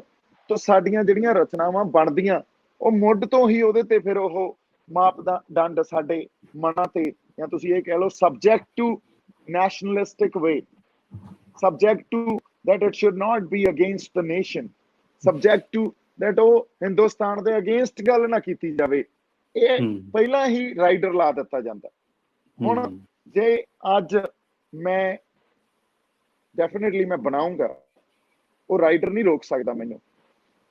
ਜੇ ਮੈਂ ਸਾਡੀ ਸਿੱਖ ਕੌਮ ਤੇ ਜਾਂ ਸਾਡੇ 84 ਦੇ ਆਸ-ਪਾਸ ਉਸ ਸੰਘਰਸ਼ ਤੇ, ਜਿੱਥੋਂ ਸਾਨੂੰ ਇਹ ਲੱਗਿਆ ਵੀ ਸਿੱਖ ਕੌਮ ਕਿਸੇ ਨਾ ਕਿਸੇ ਗੁਲਾਮੀ 'ਚ ਫਸੀ ਹੋਈ ਆ ਤੇ ਉਸ ਗੁਲਾਮੀ 'ਚੋਂ ਸਾਨੂੰ ਨਿਕਲਣਾ ਪਊਗਾ, ਜਿਵੇਂ ਮੈਂ ਪਹਿਲਾਂ ਕਿਹਾ ਸੀ ਵੀ ਸਾਨੂੰ ਅਧੀਨਗੀ ਮਨਜ਼ੂਰ ਨਹੀਂ ਆ, ਅਕਾਲ ਪੁਰਖ ਤੋਂ ਬਿਨਾਂ ਅਸੀਂ ਕਿਸੇ ਦੇ ਅਧੀਨ ਨਹੀਂ ਆ। ਸੋ ਇਸ ਕਰਕੇ ਉਹ ਸੰਘਰਸ਼ ਵਿੱਢਿਆ ਗਿਆ। ਉਸ ਸੰਘਰਸ਼ ਦਾ ਜਿਹੜਾ ਨੈਰੇਟਿਵ ਇਹਨਾਂ ਏਜੰਸੀਆਂ ਜਾਂ ਸਰਕਾਰਾਂ ਵੱਲੋਂ ਤਿਆਰ ਕੀਤਾ ਗਿਆ, ਉਹ ਕੁਝ ਹੋਰ ਸੀ। ਉਹਨੇ ਸਾਡੀ 550 ਸਾਲ ਦੀ ਇੱਜ਼ਤ ਜਿਹੜੀ ਕਮਾਈ ਹੋਈ ਆ, ਉਹਨੂੰ ਥੱਲੇ ਲਾਉਣ ਦੀ ਕੋਸ਼ਿਸ਼ ਕੀਤੀ, ਸਿੱਟਣ ਦੀ ਕੋਸ਼ਿਸ਼ ਕੀਤੀ ਜਾਂ ਡਿਸਟਰੋਏ ਕਰਨ ਦੀ ਕੋਸ਼ਿਸ਼ ਕੀਤੀ। ਇਹਨਾਂ ਚੀਜ਼ਾਂ ਤੇ ਡੈਫੀਨਿਟਲੀ ਫਿਲਮਾਂ ਵੀ ਬਣਾਵਾਂਗੇ, ਇਹਨਾਂ ਚੀਜ਼ਾਂ ਤੇ ਗੱਲਾਂ ਵੀ ਕਰਾਂਗੇ। ਪਰ ਮੈਂ ਬਹੁਤੇ ਲੋਕਾਂ ਦੀ ਗੱਲ ਇਸ ਕਰਕੇ ਕਰ ਰਿਹਾ ਕਿਉਂਕਿ ਇਹ ਇੱਕ ਕਿੱਤਾ ਵੀ ਬਣ ਗਿਆ, ਵਪਾਰ ਬਣ ਗਿਆ। ਮੈਂ ਅੱਜ ਜੋਰਾ 10 ਨੰਬਰੀਆ ਅਸੀਂ ਬਣਾਉਣੇ ਆ, ਉਹਨੂੰ ਬੜੇ ਢੰਗ ਨਾਲ ਪੇਸ਼ ਕਰਨਾ ਪੈਂਦਾ। ਉਹਦੇ 'ਚ ਫੇਰ ਵੀ ਅਸੀਂ ਕੁਛ ਗੱਲਾਂ ਇਹੋ ਜਿਹੀਆਂ ਕਹਿ ਜਾਂਦੇ ਆ ਜਿਹਦੇ ਲਈ ਬਹੁਤ ਉੱਥੇ ਬੰਦੇ ਜਿਹੜੇ ਸਿਆਸੀ ਲੋਕ ਵੀ ਬੈਠੇ ਆ, ਉਹ ਸਾਡੇ ਨਾਲ ਔਖੇ ਆ, ਉਹ ਸਾਡੇ ਤੋਂ ਹੋ ਸਕਦਾ ਆਪਦੇ ਢੰਗ ਨਾਲ ਕੁਛ ਬਦਲੇ ਵੀ ਲੈਣ। ਪਰ ਸਾਨੂੰ ਐਂ ਲੱਗਦਾ ਵੀ it's part of a journey, ਵੀ ਜਿਹੜਾ ਆਊਗਾ ਉਸ ਗੱਲ ਨੂੰ ਉਵੇਂ ਨਜਿੱਠ ਲਾਂਗੇ। ਅਸੀਂ ਪਿਆਰ ਨਾਲ ਹੀ ਗੱਲ ਕਰਦੇ ਹਾਂ, ਅਸੀਂ ਸਮਾਜ ਦੀ ਗੱਲ ਕਰਦੇ ਹਾਂ, ਸਮਾਜ ਨੂੰ ਜਾਗਰੂਕ ਕਰਨ ਦੀ ਗੱਲ ਕਰਦੇ ਹਾਂ। ਆਈ ਜਿਹੜੇ ਹੋਰ ਮੁੱਦਿਆਂ ਦੀ ਗੱਲ ਆ ਜਾਂ ਸਿੱਖ ਮੁੱਦਿਆਂ ਦੀ ਗੱਲ ਆ, ਉਹਦੀ ਜਾਗਰੂਕਤਾ ਦੀ ਗੱਲ ਵੀ ਕਰਾਂਗੇ, ਉਹਨਾਂ ਤੇ ਵੀ ਫਿਲਮਾਂ ਬਣਾਵਾਂਗੇ। ਤੇ ਉਹ ਰਾਈਡਰ ਸਾਨੂੰ ਕਿੰਨਾ ਕੁ ਰੋਕਦਾ, ਉਹ ਫਿਰ ਉਸ ਵੇਲੇ ਨਜਿੱਠਾਂਗੇ, ਦੇਖਾਂਗੇ। ਅੱਜ ਜਿਹੜੀ ਇੱਕ ਹੋਰ ਵਧੀਆ ਗੱਲ ਹੋ ਗਈ ਆ ਵੀ ਤੁਸੀਂ OTT ਪਲੇਟਫਾਰਮਸ ਨੂੰ ਖੁਦ ਹੀ ਟਾਰਗੇਟ ਕਰ ਸਕਦੇ ਹੋ, ਉੱਥੇ ਉਹ ਰਾਈਡਰ ਐਗਜ਼ਿਸਟ ਨਹੀਂ ਕਰਦੇ। ਸੋ ਇਸ ਕਰਕੇ ਕੁਛ ਬੰਦੇ ਨਾਲ ਇਹੋ ਜਿਹੇ ਚਾਹੀਦੇ ਆ ਜਿਨ੍ਹਾਂ ਦਾ ਵਪਾਰ ਪ੍ਰਮੁੱਖ ਰੀਜ਼ਨ ਨਾ ਹੋਵੇ। ਪ੍ਰਮੁੱਖ ਰੀਜ਼ਨ ਜੇ ਵਪਾਰ ਹੋ ਗਿਆ ਤਾਂ ਇਹੋ ਜਿਹੀਆਂ ਫਿਲਮਾਂ ਜਦੋਂ ਬਣਨਗੀਆਂ ਉਹਦੇ ਤੇ ਖਰਚਾ ਵੀ ਹੋਊਗਾ, ਤੇ ਹੋ ਸਕਦਾ ਉਹ ਖਰਚਾ ਨਾ ਮੋੜਨ ਵਾਪਸ।